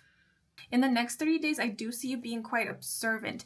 And it's like you're taking in your environment, your surroundings, to gather information about what it is that you would like to experience more of, or just experience, right? So, and this is just an example. I know I keep talking about romantic love, so bear with me, because these are the examples that are coming through, but it doesn't necessarily have to like pertain to romantic love if that isn't really resonating with you. But what was coming through is someone is watching romance films to educate themselves or to gather information about what it is that they like, like watching a romance film. What scenes gets them excited or makes them feel all giddy, or what do they see on screen that they would like to experience themselves? It could be something like the portrayal of love, or the relationship between the characters. Like, what is it that they like? So that then they can start manifesting that, or they can look out for that, right? They can start attracting it, calling it in, focusing on it. There's something here about focus and reeling in. So yeah, you could be using your surroundings as information to manifest, to create, to call in, to direct your attention or your focus on that which you want. And it could also be that you're using the information provided to you by the outside world as confirmation, because the mind is quite interesting, especially the subconscious mind. Sometimes the subconscious mind has trouble fixating on something when it isn't sure that it's feasible or plausible. And so let's say if there's something that you want and you have trouble like believing that it's possible, and then you find like an interpretation of it, examples of it. Like, for example, let's say you want to, this is just an example. Let's say you want to experience instant love, like love at first sight, right? But you have trouble believing that it's possible. You want it, but you have trouble believing that it's possible. And so you're a bit like skeptical about it. But then you're given examples of love at first sight. Either you hear stories about it, or you meet a couple who tell you that the moment they saw each other, they knew that they were meant for one another, and they're still going strong. And this serves as a confirmation, and it helps for your mind to register, so this is possible. Okay, so then I'm open to it now. I'm way more receptive to it now, because I see that it is feasible, it's possible. There's just something that is coming through. So again, only take that which resonates, but I definitely do see you gathering information, whether it be intentionally or unintentionally. It's like you're really paying attention to the details, and your mind is really focusing on that which excites you, that which thrills you, that which incites something positive, like positive or good feelings in you. I just thought of like of like Inside Out, you know how the emotions have been personified? There's like caricatures of each emotion inside Riley's head. It made me think of like, you have little caricatures inside your mind, and they're the ones gathering the information. Like, you are looking, you are observing, you're taking in your environment, your surrounding, and these caricatures, these characters inside of your mind, they're working hard to analyze, like, what are the things that you observed, that you took in via your senses, that ended up exciting you, boosted your confidence, or had you feeling happy, or rang some positive alarm in you. It's like they're taking note, and they're like, oh, so this is what they like. This is what incites happiness in them. This is what thrills them. This is what they're interested in.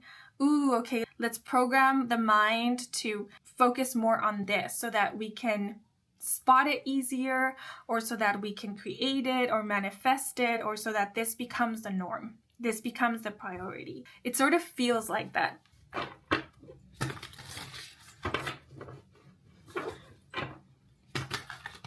So I definitely see you building up to something, or building something. This makes me think of like building a new frame of mind, reprogramming your mind perhaps.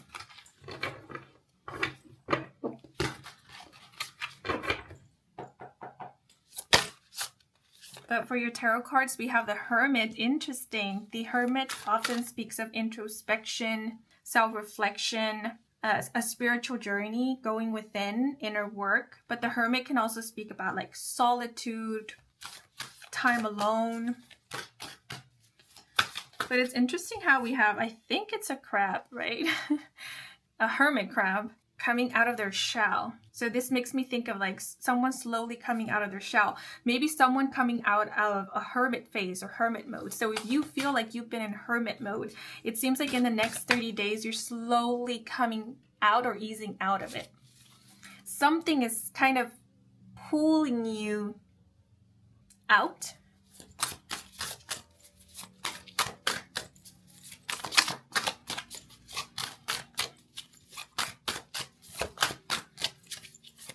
The Hermit is associated with the zodiac sign Virgo. So some of you may be a Virgo sun, moon, or rising sign, or you could have Venus in Virgo.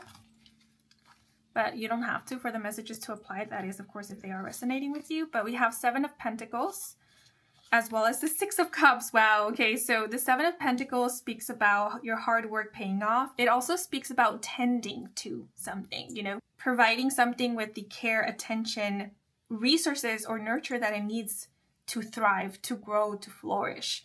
The Seven of Pentacles often makes me think of like self-care, but it also makes me think of attentiveness, of consideration, of putting in the effort, and be happy about putting in the effort, because what you're putting effort in is something that you care about, something that is meaningful to you, something that you want to see grow, to see mature, to see flourish, to see thrive.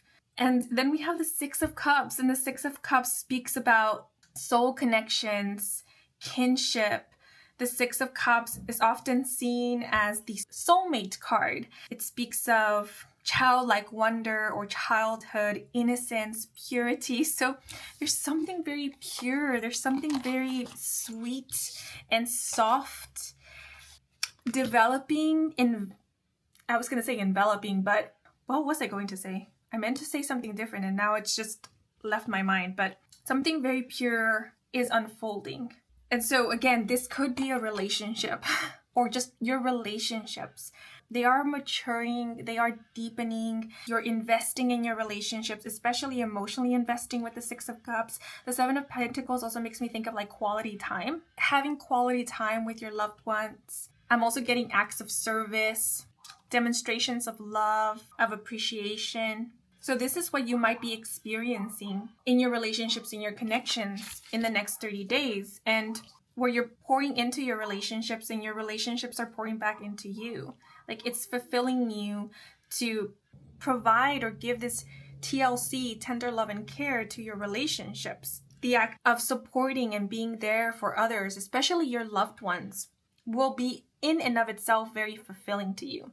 And it's like in the next 30 days, you will be investing in relationships that you deem worthwhile. It's this feeling of, I have found the people whom it feels right to be there for them, whom being there for them fulfills me. And it could be because you don't feel taken for granted by these people or in these relationships, because the Six of Cups does have this reciprocity energy to it. It speaks about like mutual affection, mutual love. So there's something here about your relationships being worthwhile, or it being worthwhile. And actually, that was a message that came through at the beginning, right? That in the next 30 days, you will receive confirmation that going the extra mile was worth it. So you could be going the extra mile for someone, or maybe you have been, and you're feeling that it's all worth it. It's all worth it. The word culmination just came to mind. So could be some kind of culmination occurring in a relationship in the next 30 days. I'm watching this Chinese drama. It's on Netflix. It's called The First Frost, I think. And this energy kind of reminds me of the relationship between the two main characters. So if you are also watching that drama, you're familiar with that storyline, yeah, this could be serving as some kind of confirmation, because this makes me think of like unconditional love, unconditional support.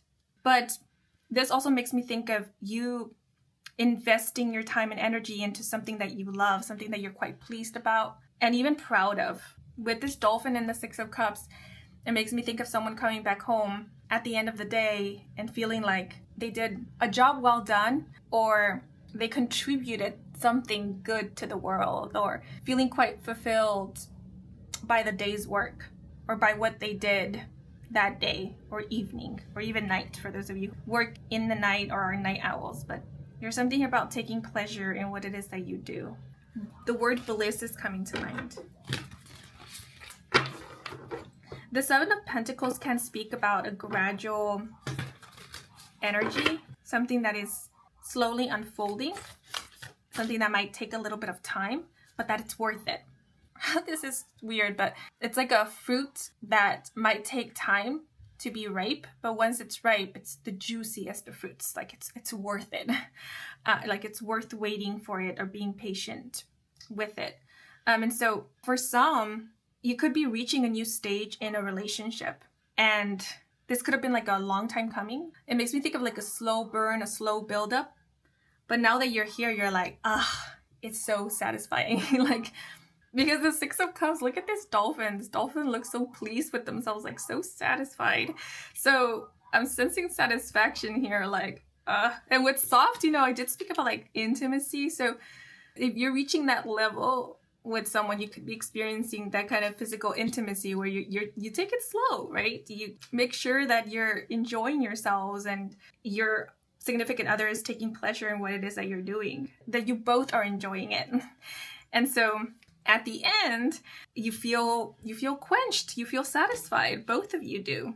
But if it's not like sexual intimacy, this could be more like every milestone in this relationship, or maybe an endeavor. It's worth it. It feels good. It feels, the expression or the quote by Neil Armstrong, "One small step for man, one giant leap for mankind," came to mind. It's like each stepping stone might feel like a giant leap because it to you might feel so monumental, or it's more like it feels worth it. You're really appreciating every moment because every moment it feels good. Every stage, every level, it feels good. Like it feels good to develop this relationship with someone. It feels good exploring with another, or it feels good working on something, further developing it, seeing its progress. It's like, imagine you're growing a plant, right? This makes me think of like those kindergarten or primary school experiments where they had us like planting a seed and growing it, and we had to check every morning the progression of it. And it was so exciting to see when the seed had roots, and then when it began sprouting, and how the little sprout began to grow, and then it flourished. Like it was so, at least to me, it was so exciting and thrilling to wake up every morning. And I remember I woke up pretty early, and I'm not a morning person, just to see how my little seed had grown. And I felt so proud of the little plant for doing what it was born and meant to do. So that's kind of the feeling here. This could also be like you're feeling quite proud of maybe family members or loved ones, friends, because of how much they're grown. Maybe you are seeing, the growth of someone. And this could also be like a child, because the Six of Cups can speak about children. So for those of you who are parents, you're seeing your children grow, and you're seeing how far they have come, how much they are maturing, what they are doing, what they are creating. And you're quite proud of it all. You're just quite proud of your children. You're feeling quite, again, there's this feeling of feeling nostalgic or sentimental with the Six of Cups. Like you're in a good place. You're in a good spot in the next 30 days. Quite happy, quite content, quite pleased. That's the primary feeling or sensation I'm getting here. Someone feeling quite pleased, maybe slightly cocky, but not in a bad way. And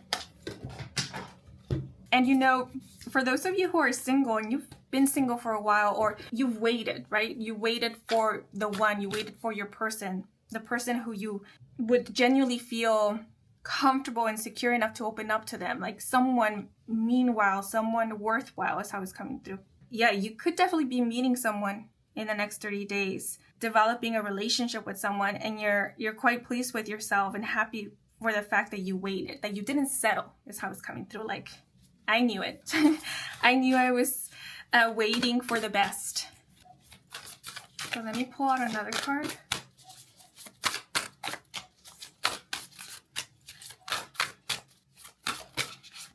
Ooh. So we have, interesting, the Tower card and the Five of Wands.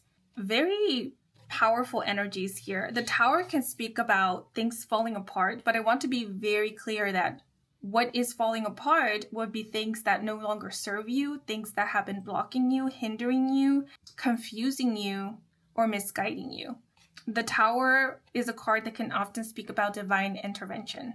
And then the Five of Wands can often speak about challenges and conflict, competition, arguments, fighting, struggle. It's like major upheaval, very chaotic. And so because these two cards fell out together, what is coming through is anything that messes with your peace and or even with your confidence or self-esteem, that is falling away, or it's being revealed for what it is, like nuisance or unhelpful energy, let's say. And the moment that it is revealed, if this had any power over you, it no longer will.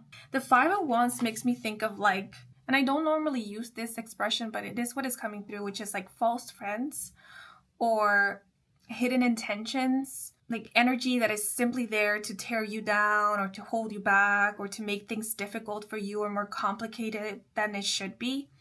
And so with the Tower, this is what is falling away. This is what is being exposed and then falling away or being removed from your life. Because you are in no need of this energy. And you know what? With luck, it could be that in the next 3 days, you yourself are realizing for yourself, becoming aware of what doesn't serve you. And, these could be like energies coming from people, yes, but it doesn't just have to be coming from people. This could also be energies coming from like habits or places, spaces. It could be coming from tendencies, mindsets. It could even just be an energy, because the Five of Wands made me think of like lingering energies, maybe like attachments, entities. This could also be like residue of the past or past situations that are still lingering about, and they're affecting you because they're influencing you in a way that isn't really serving you. And these are the things that you're coming to realize, okay, so you're the little pests. Because we do have like, what are these? Are these supposed to be dragonflies? They just made me think of like gnats. They made me think of like those Cornish pixies from the Harry Potter series. Like very mischievous. They are only there to ensue chaos. And they're super dramatic.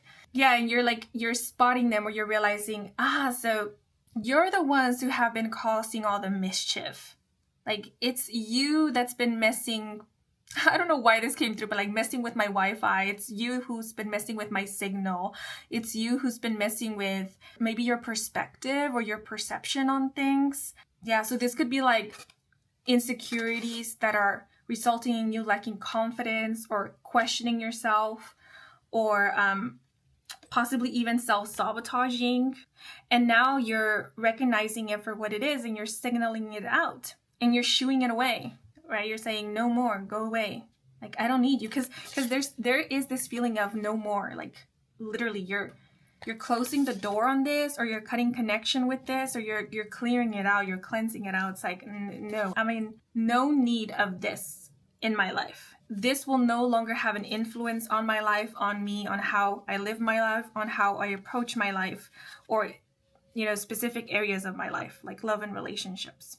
There's also something here about anything that is not ready to commit, anything that is not ready to grow with you, anything that doesn't want to grow, that doesn't want to heal, that is more comfortable with being the victim, or playing a role of a villain, or with making excuses, with blaming others and not taking accountability or responsibility for their own actions, with being mean or being rude is how it's coming through. That is what I see you distancing yourself from, or like no longer giving attention to, no longer giving power to it, just instead letting it be.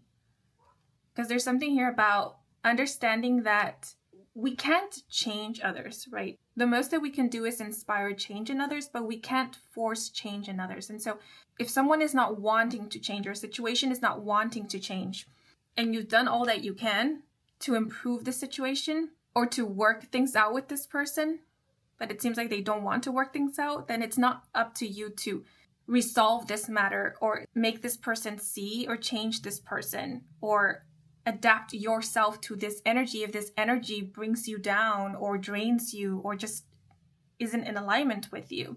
Because whatever this person has to work through, they have to be willing to work through it themselves. And some situations don't need to be worked through. Some situations just need to be left alone. Like sometimes the best thing or the wisest thing you could do is walk away or distance yourself, right? So with the Tower, it's like you're releasing baggage, or you're becoming clear of what it is that you need to distance yourself from, or just let go of, or walk away from. Because either it's not for you to work through it, it's not for you to make it better, or like the only way to make it better is if you actually just let go of it. I don't know why, but I'm thinking of like a stone, right? Like someone has been trying to mold this stone into something else, thinking that it's clay when it isn't, and all that has led to is the person hurting their hands trying to mold this stone and not getting anywhere. And so it's not about molding the stone into anything, but it's about realizing that the stone is a stone, it's not clay. And so if the stone isn't serving you, if you're wanting to change it, or you wanted to change it in the first place, it's maybe because the stone isn't for you. And so what is best is to let the stone be, leave it, and focus or move on to something else. I hope that made sense. I think it was a silly example, but that's kind of what came to mind. Yeah, so this could definitely be, for some it could be like a person, a connection, a relationship, a situation, an environment. But for others, it could be like a habit, a mindset, a tendency, or maybe even an emotion, like a conflicting energy, something of the past. Because the 501s just make me think of like resentment, build up frustrations. Maybe you have been wanting to intellectualize or logic your way through an emotion, like reason it out or trying to understand it, but maybe that's not what is needed. Maybe that's not necessary. Maybe it's more about just feeling through the emotions or just letting it be, leaving the past in the past. There's something here about you don't constantly need to be recalling the past or unpacking. It makes me think of believing that everything that we feel, we have to like sit down with it and reason it out and come to understand why we felt that way and go through this whole intense process. And sometimes that isn't needed. All we need to do is just feel through it and then just let it be, let it pass. Not everything needs to be dissected or be held onto so that we can look closer at it. Yeah, so that's what I'm getting here. But for some, definitely this could be an energy, like something that maybe you thought was of you, that you're realizing now it's not of you, or it's not for you to deal with or for you to work through it or process it or do the healing for. And so instead of claiming it, you're renouncing it. You're like, no more. I don't want it. I don't need it in my life. And for some, this could be like an entity, like literally cleansing your space, maybe doing some energy cleansing. It also makes me think of like a cord cutting, I'm also getting like soul retrieval. So for those of you who have been looking into that or have been planning to do some kind of meditation to help with that, I feel like that will help to remove anything that is not of you. But there's something about like removing an energy that is not of you, cleansing your energy or cleansing your space. Okay, but now let me move on to the next segment because I feel like it took a long time with this. So I'm going to be working with homemade dice. So this part of the reading might get pretty loud. So if you're wearing headphones or you have the volume way up, I do recommend for you to lower down the volume to protect your eardrums. I will start in 1, 2, 3. Ooh, interesting.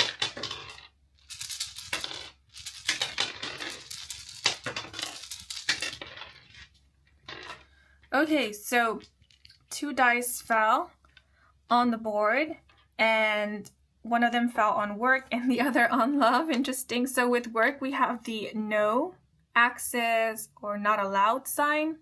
And for love, we have the cauldron. So in the next 30 days, when it comes to work, a work environment, it seems like you're being protected.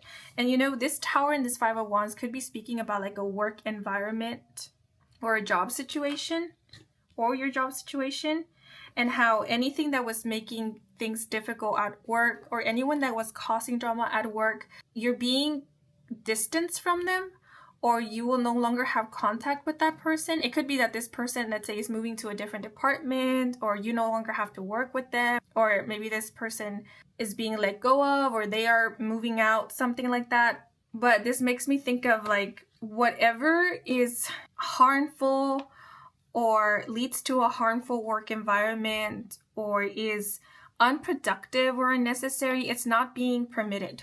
It's not getting access to you or access to your work, to what you do. So this could also be like your work in and of itself is being protected throughout the next 30 days. And if you experience, I know people don't like to hear this, but if you experience any form of rejection in matters pertaining to work or something that you're working on, something that you're working towards to, it is divine redirection, right? Because the Tower speaks about divine intervention.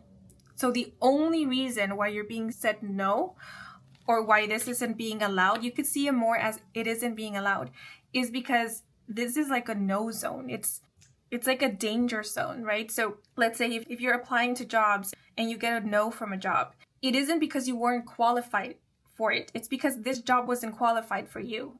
Because either the work environment there is terrible and would have been terrible, or like there are people already working there that are just would be terrible to work with. Because I'm getting meanness with the 5 of Wands, like mean girl energy. And so you're being protected from all of this and you're being redirected to something better. And so if something doesn't work out, it's most likely because this would have led to something not so great, like more trouble, more unnecessary drama, more unnecessary work. Because really this here 5 of Wands, it feels heavy. It feels like it isn't leading anywhere, and it just results in headaches. And so I feel like that's what you're being protected from. That's what you're being redirected away from. Truly it feels that way. So just know that you are being divinely protected, divinely guided during this time. And this could also be just like your inner senses, like your inner knowing that is like guiding you as well. That is in a way telling you, hey, maybe let's not go there. It doesn't feel safe there. It truly doesn't feel safe there. So like, let's look somewhere else. So some of you could be experiencing that.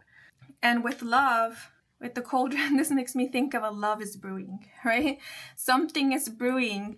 This also makes me think of a love potion. So attraction, for those of you who have been wanting to manifest love, call in love. It seems like you're manifesting it. You're calling it in. It's already entering into your life. And this also makes me think of like brewing your own potion, right? So it sort of feels like you're manifesting a very specific kind of love connection or relationship, or receiving or experiencing more of that which really resonates with you and you yourself see as an expression of love. And I just split the deck, and the card that came up is the Star. So to speak of wish fulfillments, of hope and faith, healing. Also of Aquarius energy. And then look, I split the deck again and we have the Three of Swords. So a lot of you could be healing the heart, or you're healing from a heartache, or in the next 30 days, you will be experiencing closure or feeling a lot more better is how it's coming through. Like the sadness, the melancholy, it's fading. It's getting better is how it's coming through. And also what came through is you're only fishing when it's necessary, right? You're not settling for less than, because you're waiting and holding off for the very best. Okay, but now I'm going to the month of October or Halloween could be of significance, like October 31st could be of significance. But for your last oracle cards we have, you can be, do, and have anything you want. The world doesn't have to demonstrate it for you to know it. So this makes me think of claiming, of only receiving the very best, allowing yourself to receive the very best, to be guided to the very best, not settling, understanding that you can have it all, right? Or being in that mindset, and then allowing for things to unfold, seeing what does manifest, what comes into fruition. We do have a cup here overflowing, which makes me think of the Ace of Cups, which is the card that speaks of unconditional love, fulfillment, overflowing with positive emotions.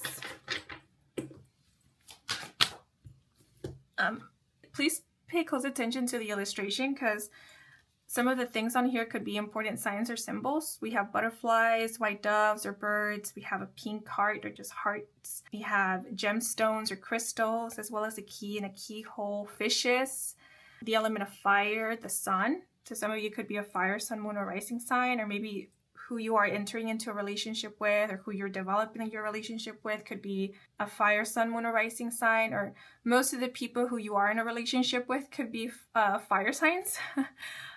But the white bird makes me think of purity, of something divine. The white bird in the heart makes me think of like divine, pure connections, unconditional love. The butterfly speaks of metamorphosis, transformation. The key can speak of opportunities. Giving yourself permission to open a new door, start something new, enter into something new. And then because I did speak of fishes, fishes make me think of the zodiac sign Pisces. So someone could be a Pisces sun, moon, or rising sign, or Pisces season could be of significance. But we also have meditate your way to tuning into the frequency of your highest good, control the way you feel, and reconnect with your source energy. And the illustration here is making me think of peace and tranquility, inner harmony. We also have release worry and know that everything is going to be all right. Okay, so if you needed that reassurance, there it is. Once again, we have butterflies and white birds, as well as the element of fire and the sun here in the background. So these could definitely be important signs or synchronicities. Some of you could live in a place where there is a famous volcano, or maybe again, the person that you're connecting with or that you will be connecting with could be, if those messages resonated with you, could be from a place, or could have been born in a place where there is a famous volcano, or where there are a lot of mountain ranges, because we do have mountains here in the Hermit card. But the volcano exploding, it makes me think of an explosion of emotions, feelings, expressing oneself. I'm noticing that in both of these cards we have hands. So yeah, this makes me think of like a soft touch or physical touch being something significant in the next 30 days. This also makes me think of having nice hands, or someone liking someone else's hands, or someone who is a creator, an artist, or does something with their hands. This also made me think of like sign language. The crystal ball is indicating that you saw something coming, something good, something positive, something exciting, and that's what had you believing and pushing through and moving forward or holding on. And in the next 30 days, you're being confirmed that it was worth it. Right? That you were in the right, that you did see this coming, or you did predict it, or what you're envisioning is manifesting, is coming to be, is unfolding right in front of your eyes. It's like something that was only a dream or a vision, or that you only saw in your mind's eye or in dreams, like the dreams that you have when you fall asleep, is now something that you can see with your physical eyes. So it's now something tangible, or it soon will become something tangible. Something I want to point out, the number 32 and 25 are really standing out to me. So some of you could be in your 20s or your 30s. Or this could be a situation in which maybe you're in your late 20s and someone who you are connecting with could be in their early 30s or vice versa. But only take that which resonates. Or the 20th, 20-something or 30-something day of a month could be of significance or importance. But we also have 9 and 16. These could be important numbers. But these are all the messages that are coming through for you guys. I hope you enjoyed this reading. I hope it brought some guidance and clarity. If it did, then please leave a like or a comment. And if you are new to this channel and you want to stick around for more readings with me, Kim, then please do subscribe. I do offer personal readings. All the information is in my website, and the link to my website can be found in the description box down below. To all of you who took the time to watch the advertisements or just let them play in the background, thank you so much for that, since that is the simplest way to support me and to support this growing channel. So if you did, I truly do appreciate it. And before I sign off, I want to give a thanks to my spirit team and your spirit guides for assisting me with delivering these messages to you. And I'm wishing you and your loved ones a wonderful rest of your day or night, depending on when you are watching. And until the next moment, bye-bye. Hello, if you were drawn to group 3, bienvenidos to your reading. So, are any of you, I was about to say magicians, but what I meant to say was musicians? Do any of you play a string instrument? What came through was like a cello or a harp, maybe a violin? Or are you a music conductor? Or is that something you are aspiring to be, learning how to do? I only ask because when meditating on the energy of this group, I got the sensation that maybe some of you are musicians or you do play an instrument, but only take that which resonates. I know that the messages that come through at the start of every reading are very specific and they might not resonate with everybody, but I like to share them because they could end up resonating or serving as some confirmation for a select few who really, really need it. But what else came through when meditating on the energy of this group was a feeling of sweet release or relief. So in the next 30 days, you're either going to get something off of your chest, or if your energy has been feeling pretty heavy or tight is how it came through, at some point in the next 30 days, you will feel more relaxed and lighter, or your energy will. And something else I experienced when connecting with the energy of this group was this desire or need to be cocooned, or maybe to have a little bit of privacy or to feel enveloped, because I found myself in a way reaching for something that would make me feel as if I were in a small space, or as if everything I needed was within reach. Like this feeling of being nestled or being cocooned or being surrounded, but it not feeling suffocating. Instead, being in such a tight space would feel safe, comforting, even comfortable. So I'm not really sure what that may be about. I immediately thought of privacy. So if you have been wanting or needing privacy, then possibly sometime in the next 30 days, you will be having a little bit more privacy, or maybe your own space in which you will feel safe and comfortable being in. But this could also be indicating this yearning, this longing to feel safe, to feel protected possibly. And so some of you have been needing that or craving that feeling of safety and protection. But what else came through was the shape or the letter U. So that could be of significance for some, but again, only take that which resonates. But now I'm going to move on to the cards. Ooh.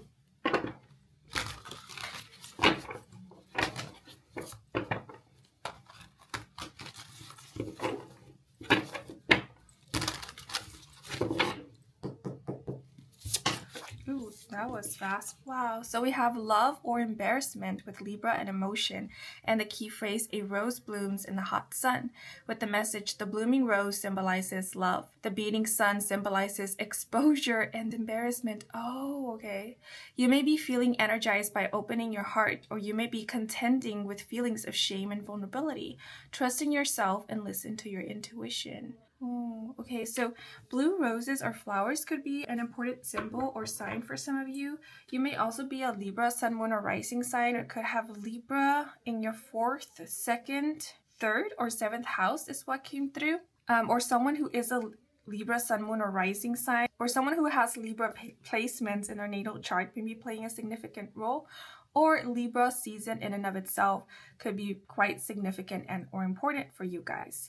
But The reason I was a little taken aback by the message on this card is because now it makes a lot more sense why that feeling of wanting to be cocooned or nestled or wanting to be in a small space came through. Because now that I think of it, it did sort of feel like someone pulling in or pulling their energy in, not wanting to take up space or feeling uncomfortable with taking up space or maybe even being seen. So I wonder if some of you are not really comfortable with exposure, you're not really comfortable with opening up, with being vulnerable, if some of you experience feelings of inadequacy, or if you fear embarrassment, feeling embarrassed.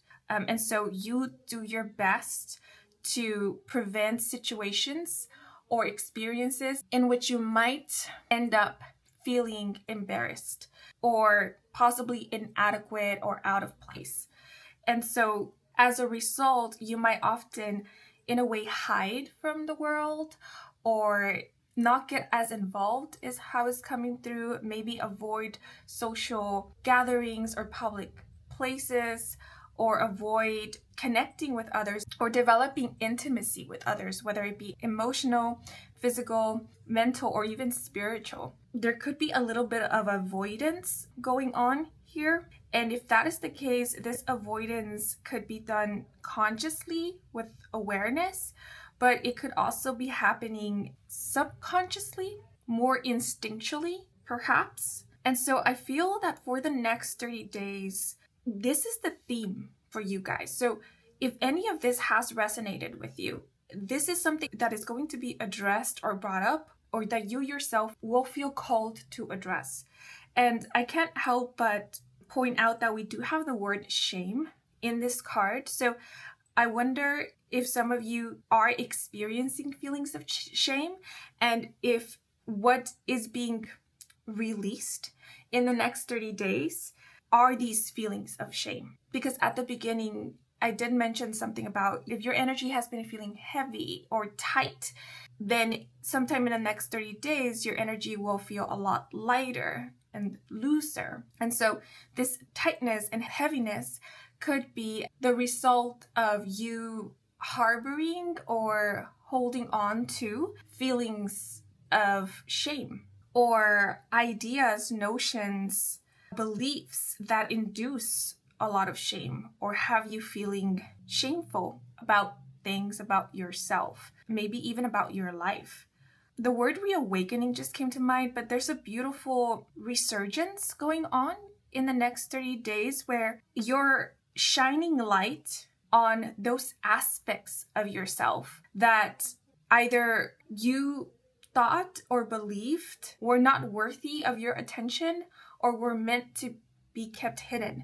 Maybe these are aspects of yourself that at some point you were made to feel embarrassed about or even ashamed about. Because I find it very beautiful that the illustration for this card is a blue rose. Because blue roses, they're quite unique and special. And so when we stumble upon one, they are eye-catching and mesmerizing. So this lets me know that you're embracing your unique traits, your unique qualities, or you're seeing what you used to be ashamed about or were made to feel shameful of in a new light, in a light that allows for you to see that, hey, this might not be so common. Like this might not be your common red rose, yet just because it isn't doesn't mean that it isn't beautiful or it isn't worth admiring. Because if I take the time to really look at this blue rose or look at these aspects and qualities or traits of mine, I can see its magic and wonder. I can see how unique and precious or special it is. I can see its charm. So there's something here about you recognizing the charm in that which you saw or perceived to be as uncharismatic or unappealing. And I'm getting I feel a bit vulnerable right now, like raw. And so the next 30 days could be a very healing time for you guys, because if it's not about aspects and traits or characteristics of yours, this could be like an all-around thing where you're not only embracing certain parts of yourself, but you're embracing all of you. It's like you recognizing yourself as, let's say, the blue, beautiful, unique rose that you are. and allowing yourself to be seen. And maybe it's not about allowing yourself to be seen by others, but it's more so allowing yourself to be seen by you through this lens of appreciation and wonder. So there's a bit of rawness I'm sensing occurring in the next 30 days. And you could literally be switching from like embarrassment to love, right? From shame to self-love and appreciation. And there's also something here about kind of switching how you perceive or how you interpret feelings of embarrassment. Not seeing it as something shameful or something bad, or not seeing embarrassment as a negative thing, but rather as something that is and happens. Because right now, what I saw in my mind's eye was someone blushing and looking a little bit embarrassed, but it not being seen as awkward, but rather as something endearing.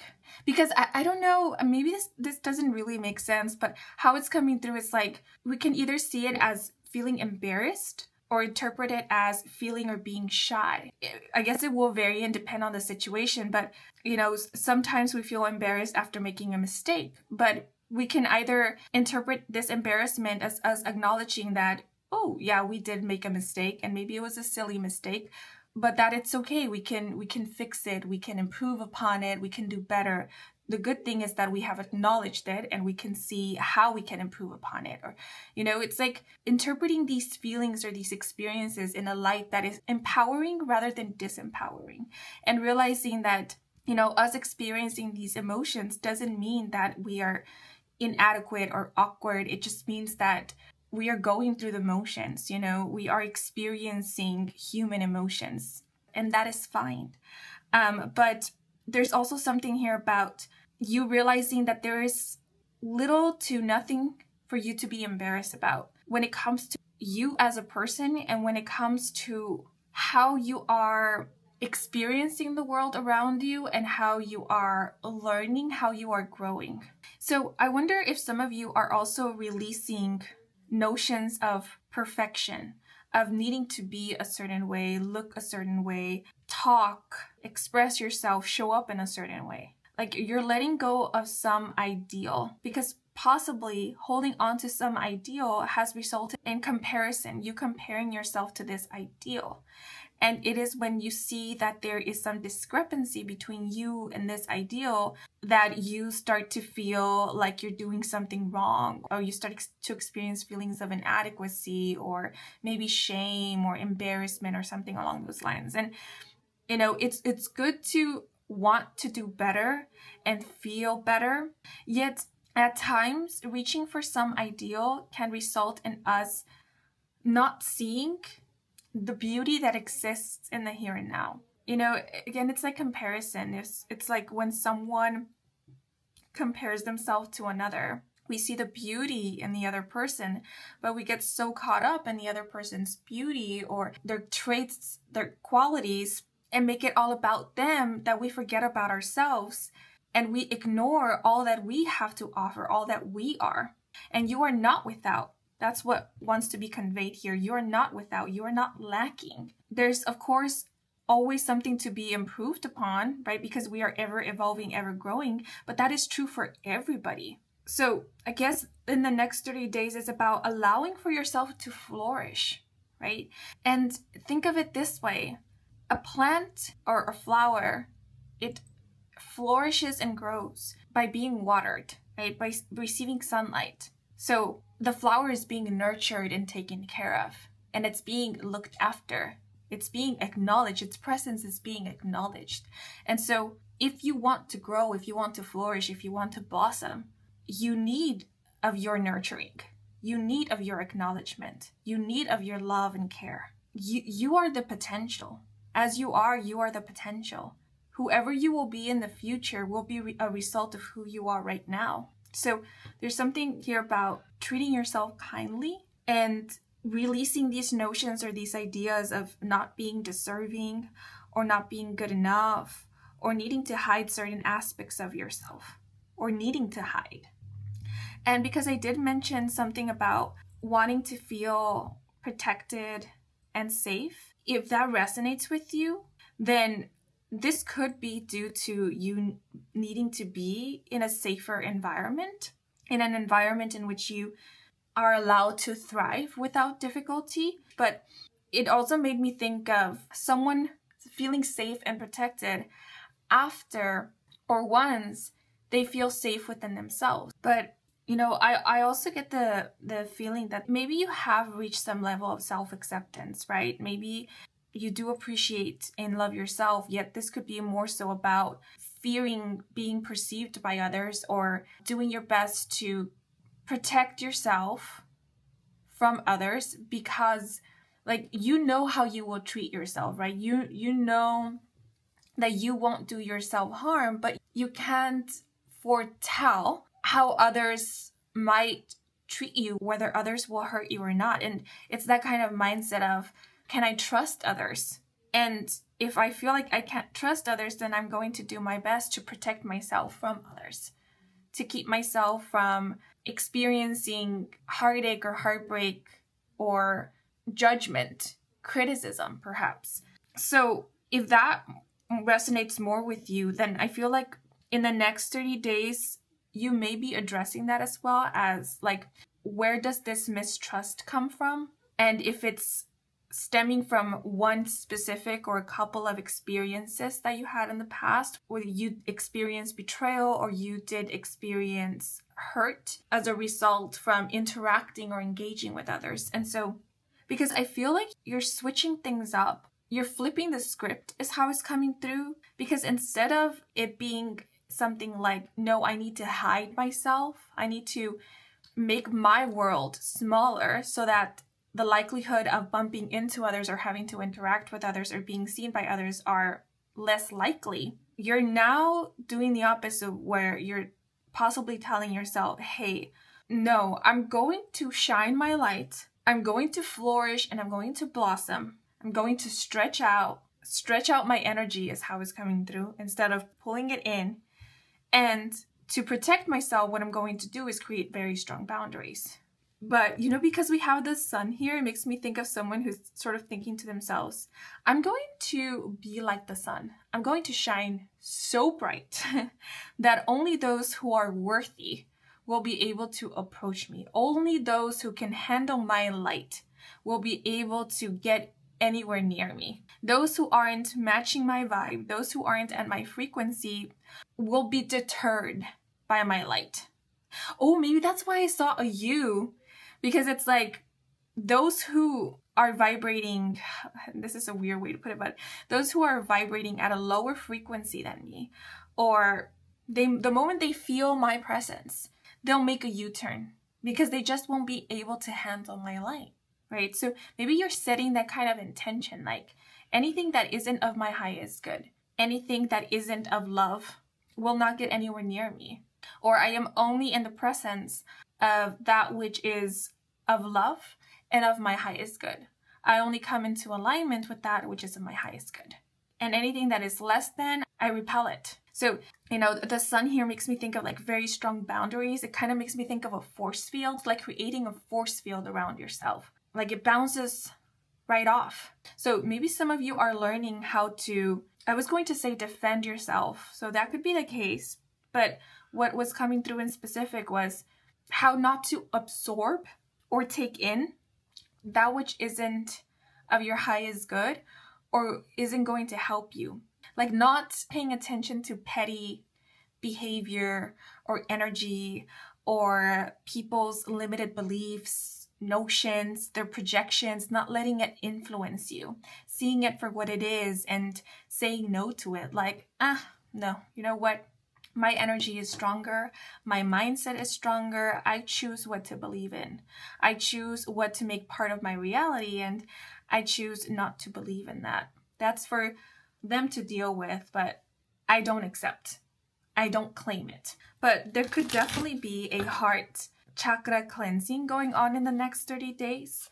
And honestly, with Libra here, I am sensing empowerment. It's like you're empowering yourself, and it could be as a result of you changing your mindset or choosing to see things differently in a way that is more empowering to you and healthy as well.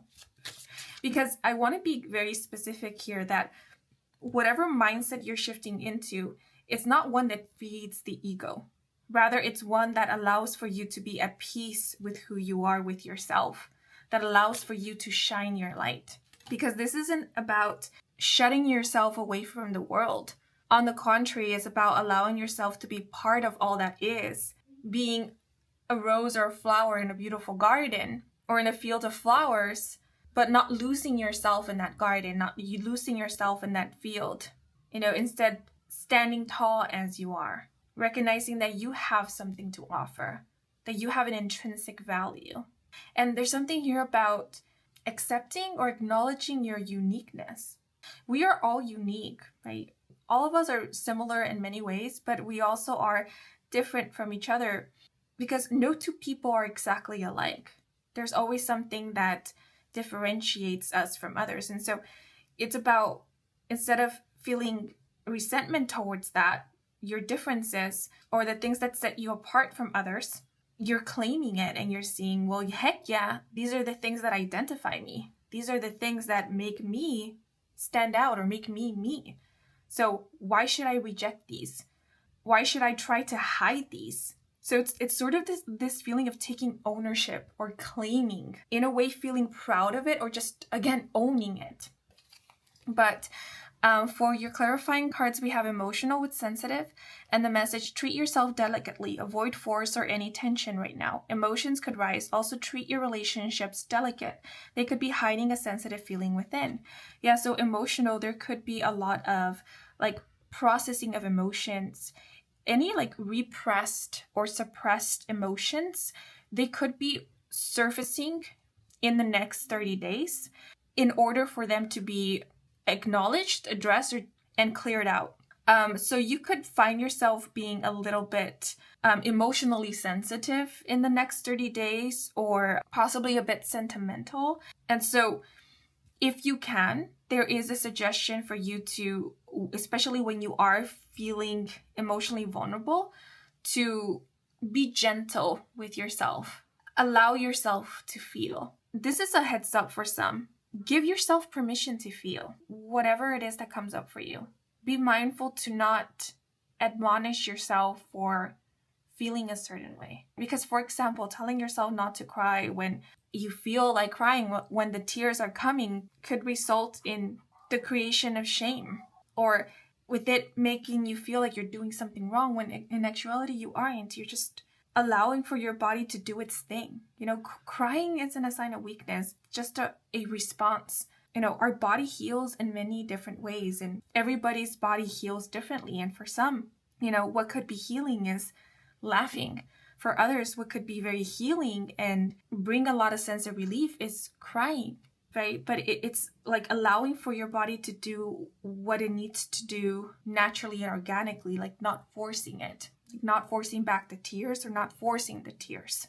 If you need to be in silence for a while, because that is what feels natural and organic to you, is allowing yourself to be in silence. If you need to be comforted and you can reach out to someone, is allowing yourself that, giving yourself permission to be comforted by someone who you feel safe with, because that is allowing you to heal. Think of it as how it's coming through is like a wound. You would want for a wound to heal. You wouldn't get out of your way to prevent the healing process of that wound. So allow for healing to occur.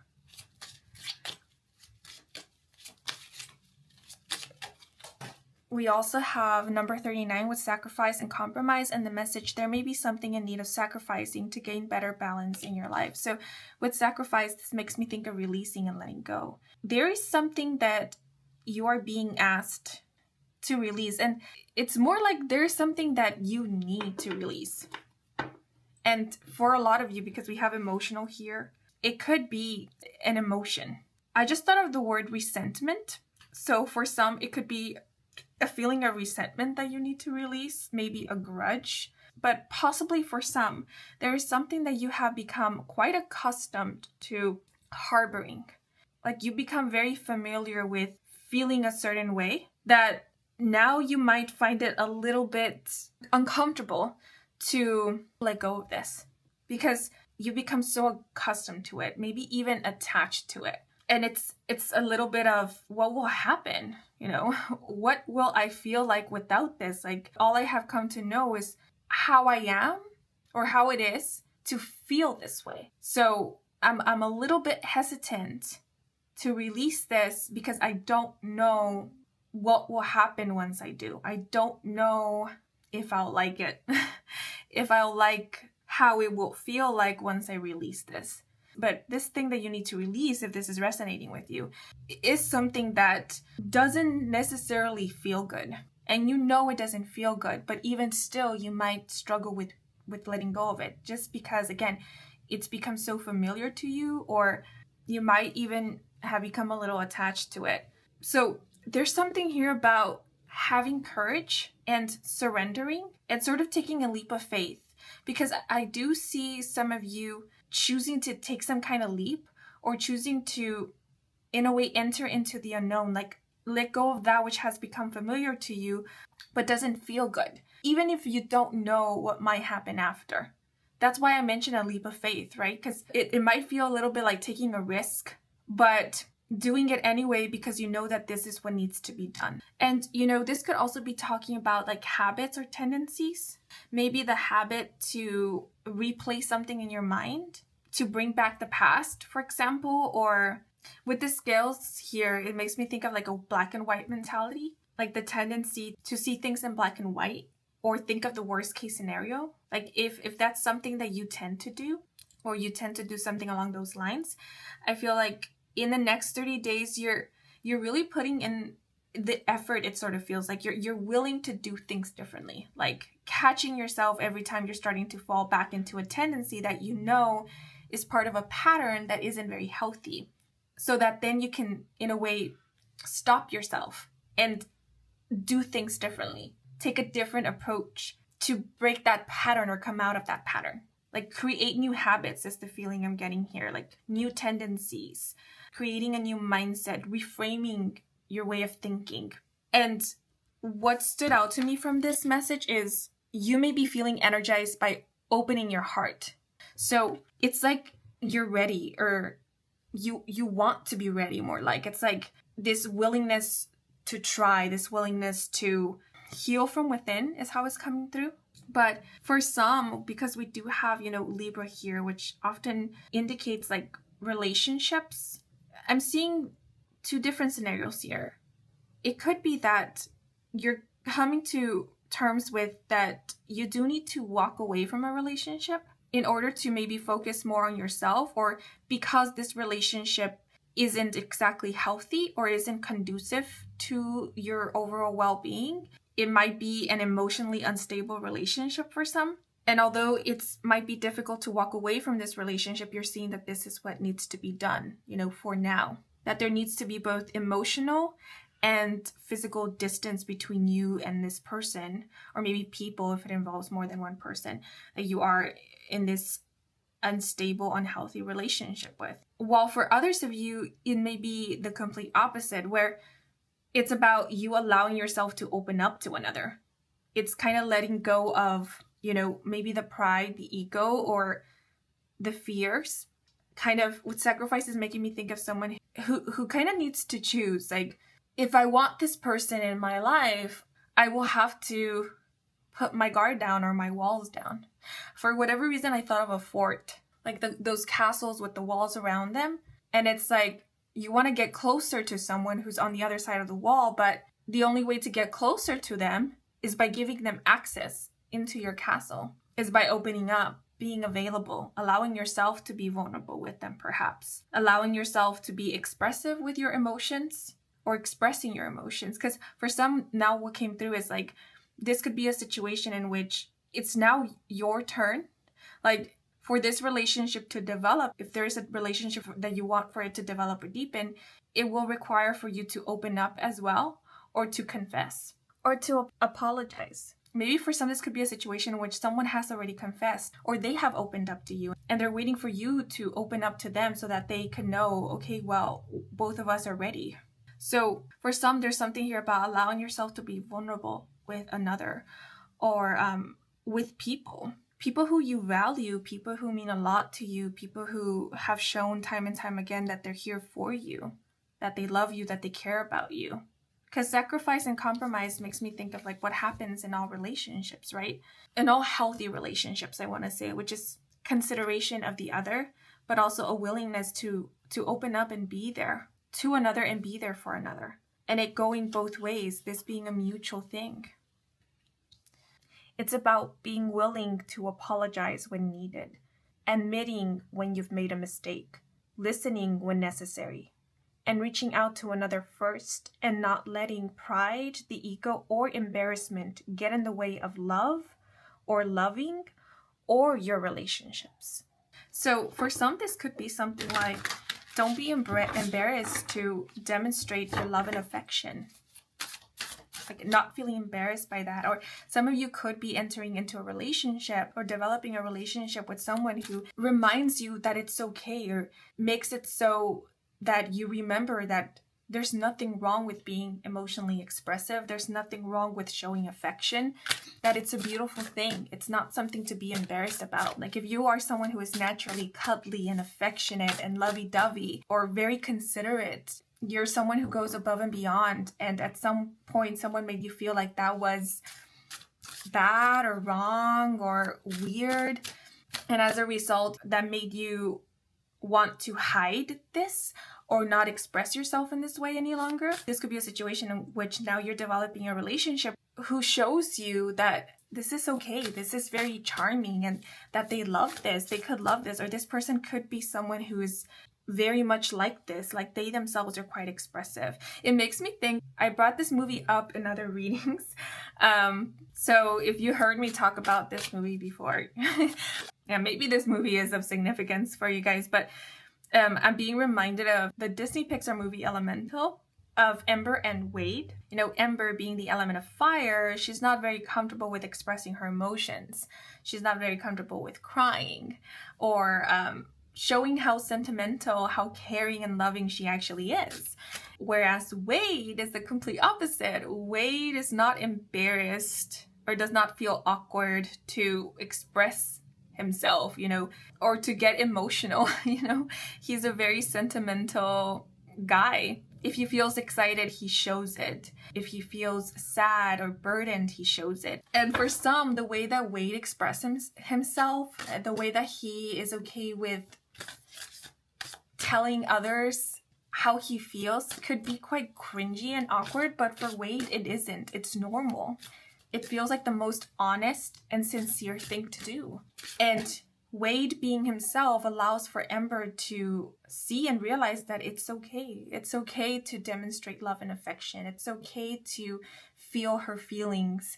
It's okay to acknowledge when she is feeling confused or overwhelmed. She won't be judged by it, at least not by Wade, right? So this could be a situation in which you're entering into a relationship where you're experiencing that. Someone isn't judging you. Someone is allowing for you to be, and they're kind of holding space for you. This makes me think of like someone giving you the stage to just do your thing, to open up. And it's more about whether you will take this opportunity, whether you will allow yourself to do that in the company, in the presence of someone who is ready and willing to listen to you and see you. And maybe for some, this is just your reminder that you are deserving of these kind of connections and relationships. That it's not wrong for you to express yourself, that it's not wrong for you to talk about your feelings, that it's okay. But let me pull out some tarot cards now.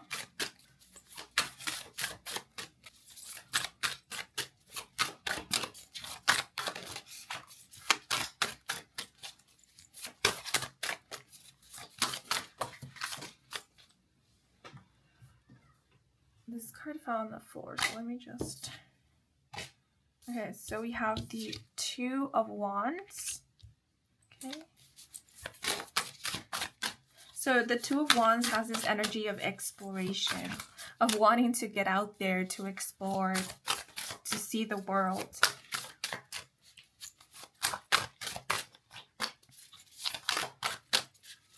Yeah, so some of you could be in the next 30 days feeling this desire to come out of your shell a little bit, or to explore, or to adventure, or to make plans is what is coming through with the Two of Wands. We do have the Four of Swords here, which can often speak of rest, recuperation, meditation, self-reflection, a time of peace and tranquility. So I like this because if you are someone who values your alone time, if you are someone who likes to be in solitude, if you are someone who needs alone time after spending time being with others or socializing, in other words, if you identify with being an introvert, then you're not forcing yourself to be someone who you are not, right? All that you're doing is allowing yourself to experience a different aspect of yourself, right? Because with the Two of Wands, I feel like, yes, there is a part of you who values alone time and who likes to be reserved. Maybe you do like to pull your energy in at times because that's what you need in order to recharge, or that's what you feel called to do in the moment to protect your own energy because the environment might not feel safe, something along those lines. Then you're respecting this. This is being respected. There's something here about acknowledging your qualities, your traits, your ways of being, and your duality, right? You're a multidimensional, multifaceted individual. And so you could be reserved, you could be an introverted, and still there could be an aspect of you that loves to maybe travel, that loves to try new things, or that wants to try new things, that wants to open up, that maybe wants to be vulnerable, that wants to see the world, wants to explore, right? This makes me think of like a bit of an ambivert vibe. But this also makes me think of not being ashamed for who you are, right? So if you are someone who is quite reserved, honoring that and not being ashamed of that. Because I personally, growing up, I've always been quite shy and reserved. And growing up, I often was judged for that, or kind of, in a way, made fun of that. Like people who were very extroverted couldn't understand why I would like to spend time alone. And so they saw it as a bit weird because they just couldn't comprehend it. And that made me feel as if there was something wrong. But as I grew older, I understood that this wasn't an uncommon thing, right? That a lot of people also felt the same way as me. There's a lot of people that valued their privacy and who valued alone time, and it wasn't a bad thing. And so some of you could very well be just embracing certain aspects of yourself that at some point you thought were like things that you needed to change, or things that you needed to abandon in order to fit some like social norm or to be accepted. Now you're realizing like, no, there's nothing wrong with it. I just function a little differently than from some people, but that doesn't mean that it's abnormal or that it's wrong. So this makes me think of like cultivating a lifestyle or like a routine that suits you and meets your needs, all of your needs, right? And it also makes me think of like, understanding that sometimes things fluctuate. You could experience periods in which you want to socialize, take trips, try new things, and go out and meet people and open up. And there could be periods in which you want to pull in which you want to spend time alone and meditate and introspect and self-reflect. And it's honoring both of those, understanding that there could be fluctuations. It's like a seasonal thing, right? But this does make me think of like an all-around or well-rounded, more like well-rounded energy, well-rounded lifestyle. But I want to be very clear that the Four of Swords, it's very beautiful because, like I said, it's quite meditative and introspective, but it's not guarded. The Four of Swords is more like taking a time to rest so that then we can feel ready to come out again. So, and because we do have a tiger here, it's reminding me of Tigress from the movie Kung Fu Panda. And Tigress was very reserved and she took her time to open up to people. But once she felt comfortable and once someone had gained her trust or she saw someone as trustworthy, she opened up to them and she became a loyal friend, a loyal companion. But one thing is for sure, Tigress knew her boundaries. And so that's what I'm sensing with the Four of Swords. It's like respecting yourself enough to know that you can discern what is for you and what isn't, that you don't have to close yourself off to protect yourself. Instead, you can be open, as mentioned before, shine your light in the knowing that you have it in you to say no to those and that which is not of your highest good.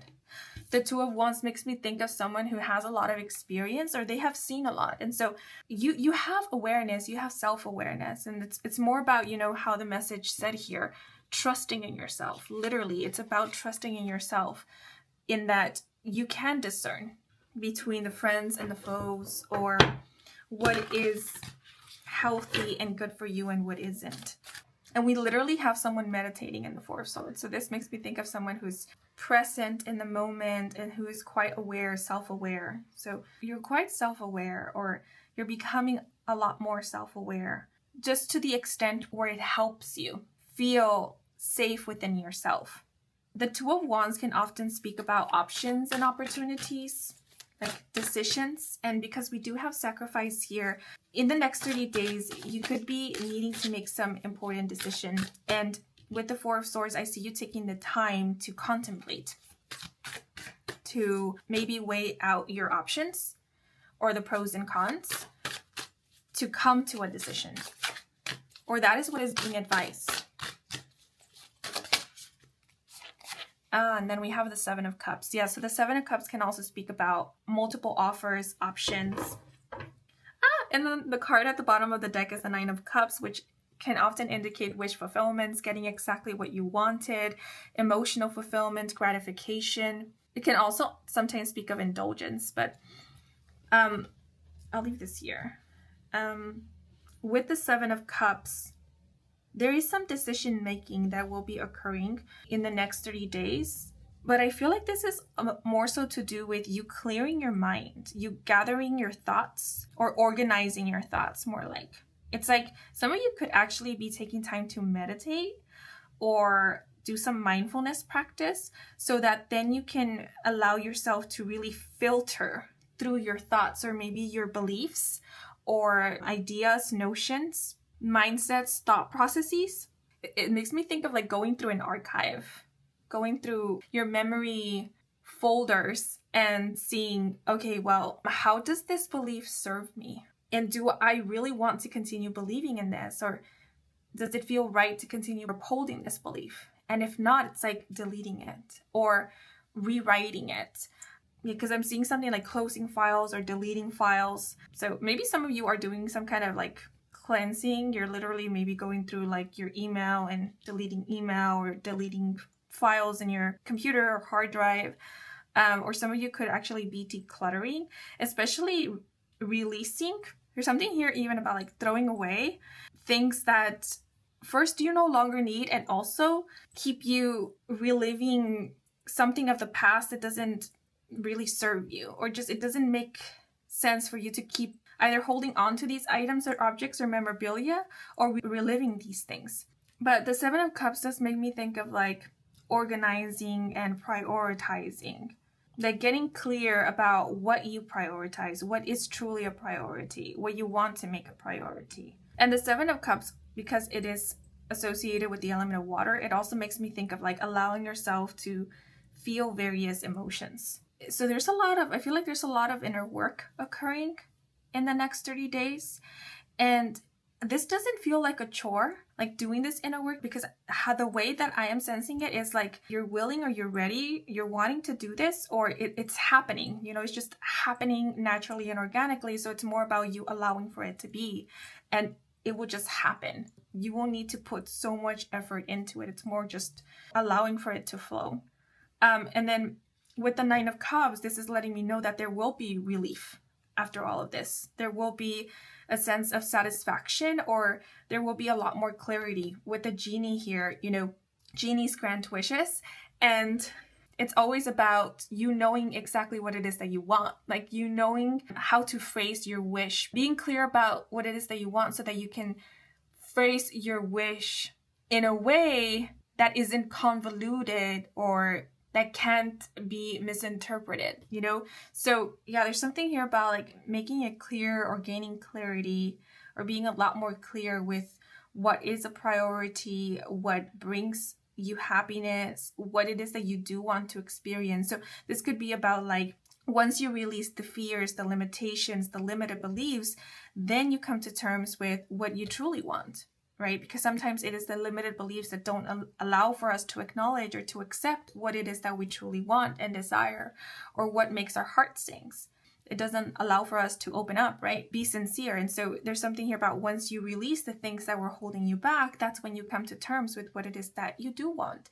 And you being okay with accepting this and calling it in. Look, we have the Six of Cups at the bottom, and then the Page of Pentacles, the Three of Wands, all beautiful energy. So yeah, the Six of Cups also has this happy feeling to it. Right? So there's definitely clarity occurring, either by the end of the next 30 days or sometime in the next 30 days. It's like you feeling reassured, you feeling okay. What came to mind also was you feeling convinced that it's okay to love, to look forward to good things, and to call in what it is that you truly desire, heart and soul, and sincerely. Like you are worthy is what is coming through with the Nine of Cups. But now I want to pull out some homemade divination dice to get a little bit more info. The movie Aladdin could be of significance, as well as the song A Whole New World. Some of you could be wanting to travel, or you might be making plans to travel in the next 30 days. And some of you could be making plans to travel to someone, or in order to see someone, meet someone, come in contact with someone, or reunite with someone. Oh, I forgot to give you a heads up that it's about to get very loud. This part of the reading gets pretty loud when I use the homemade divination dice. So just be mindful of the volume, but I will continue.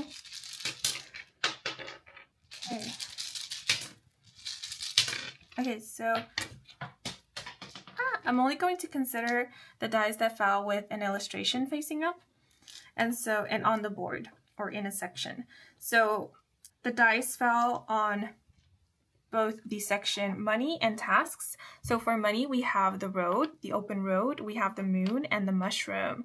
So the mushroom, so the mushroom makes me think of connection, interconnection. So there will be opportunities for you to make money.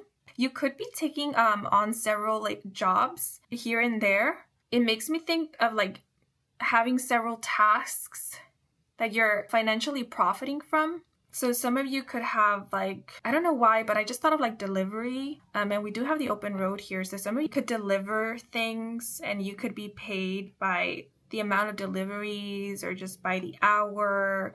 Or you could profit a lot from tips in the next 30 days or commissions. But I do see you being called to places, or you having several opportunities to make money. Different sources of income is how it's coming through with the mushroom. Because with the open road, this is definitely making me think of the road is opening up for you to make money, or now money is coming in because the road is open. There's nothing blocking the path or the way between you and money, in other words. And with the moon here, the moon can speak of mystery, of the unknown. Oh, but what just came to mind right now is a night shift. So some of you could be working a night shift, or you could be manifesting opportunities to make money. And there's something here about manifesting at night, or manifesting with the help of the phases of the moon. So manifesting during a new moon, maybe, or maybe during, I'm not sure if it's often recommended to manifest during an eclipse, but if that resonates with you, maybe some of you are manifesting during an eclipse, or it's during an eclipse or eclipse season that you will be seeing a shift in your financial situation, or you could create some kind of shift, right? So if money is coming in a way that suits you, in a way that you would like to continue experiencing, then when this occurs, you're being advised to call more of this in, kind of make space for it, make room for it, open the road for it by either being in gratitude, or through your actions, through your words, through your intentions, letting it be known that this is what you want, that this is what you're okay with, that this is what you claim, in order to help let the universe know that you consent to this. There's something about consenting to it, so that you can shift the energy in that direction. It's kind of like when you're being advised to claim an energy, so that you can either settle in that energy or in that timeline or attract more of it. That's kind of the feeling I get here. Yeah, but a lot of you could actually be utilizing transportation to make money, or you could be commuting to work. But I do see that in the next 30 days, you could find yourself pretty busy doing different jobs or going to different jobs or working on different things, but you are earning money from this. And then with the element of fire here for tasks, it's interesting how we have fire here because I spoke of Ember, who is made of fire. But definitely some of you could be a fire, sun, moon, or rising sign. This lets me know that you're on fire. You're on a roll in the next 30 days, especially when it comes to tasks. Like, you're getting a lot of stuff done. What came through is you're burning through things really quickly. So in the next 30 days, or sometime in the next 30 days, you could be receiving a spurt of energy, feeling pretty energetic. And that's when you might feel inspired to tackle a lot of things. And especially with the Seven of Cups, yeah. And these things could range from like day-to-day tasks, obligations, responsibilities, errands. But it could also be like personal things and personal matters, like your healing journey, inner work. It makes me think of someone who has decided they're going to start meditating or getting up early in the morning to meditate a little bit, or do some mindfulness practice, or do a little bit of yoga, a little bit of stretching, maybe running around the block or jogging, walking.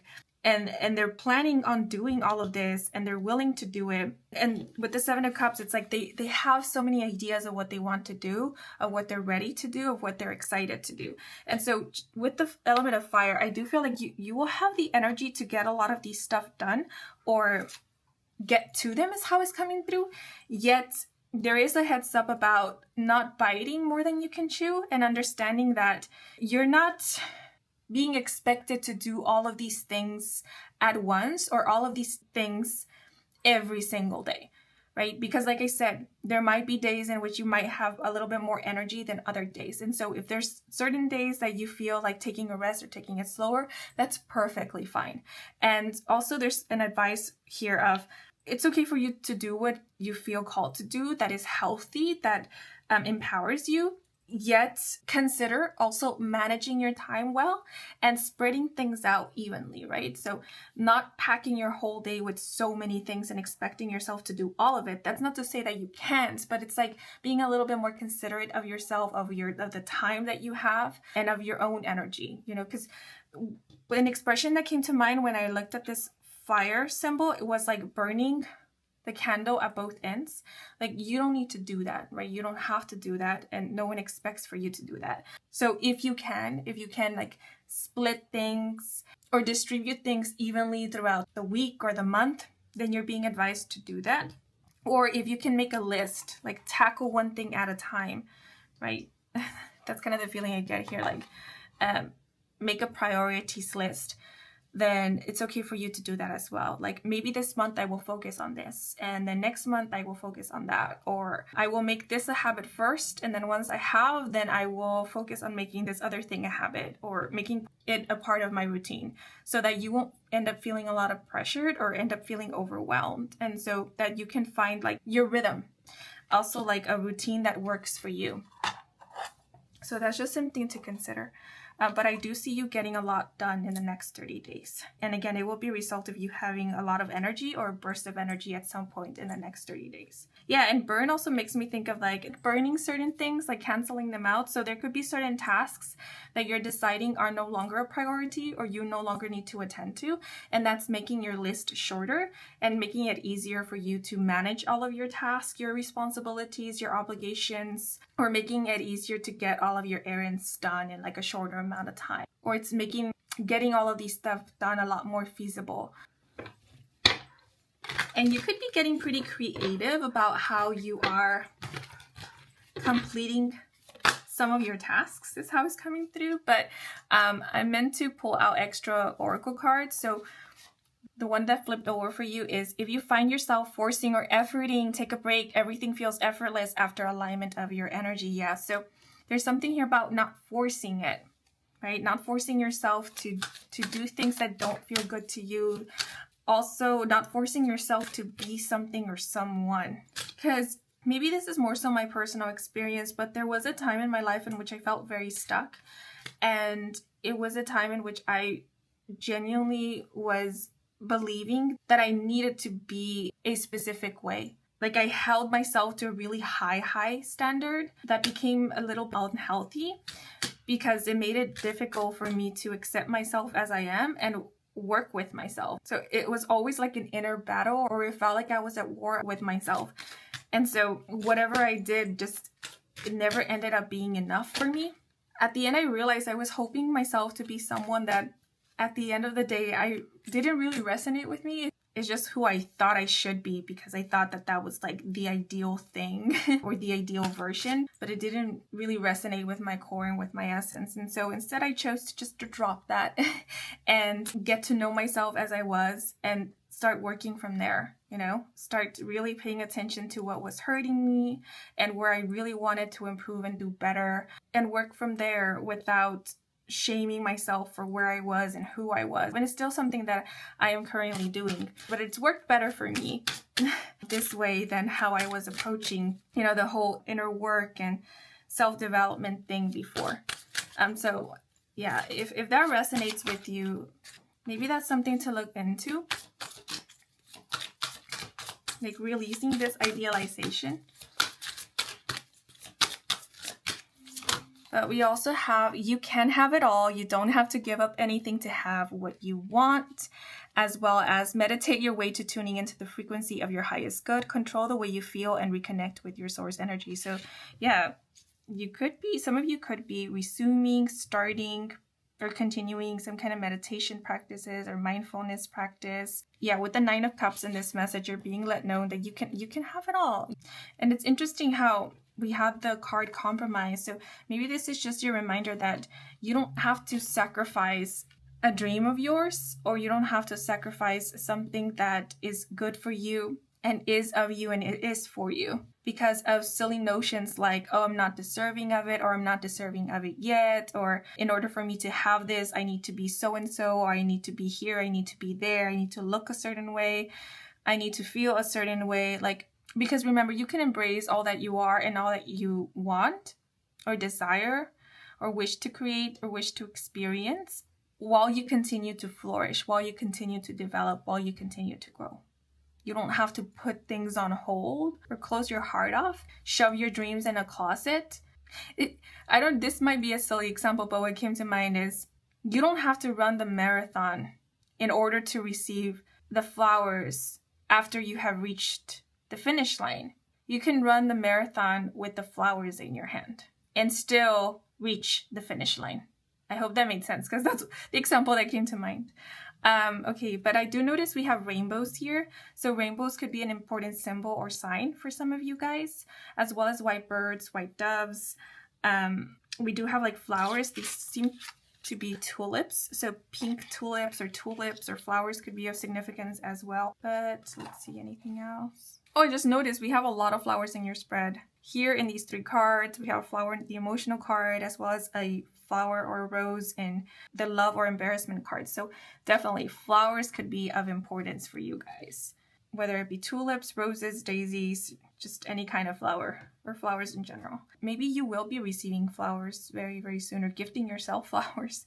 I'm feeling pretty good about that. But these are all the messages that are coming through for you guys. I hope you enjoyed this reading. I hope it brought some guidance, some clarity. If it did, then please leave a like or a comment. And if you are new to this channel and you want to stick around for more readings with me, Kim, then please do subscribe. I do offer personal readings. All the information is in my website, and the link to my website can be found in the description box down below.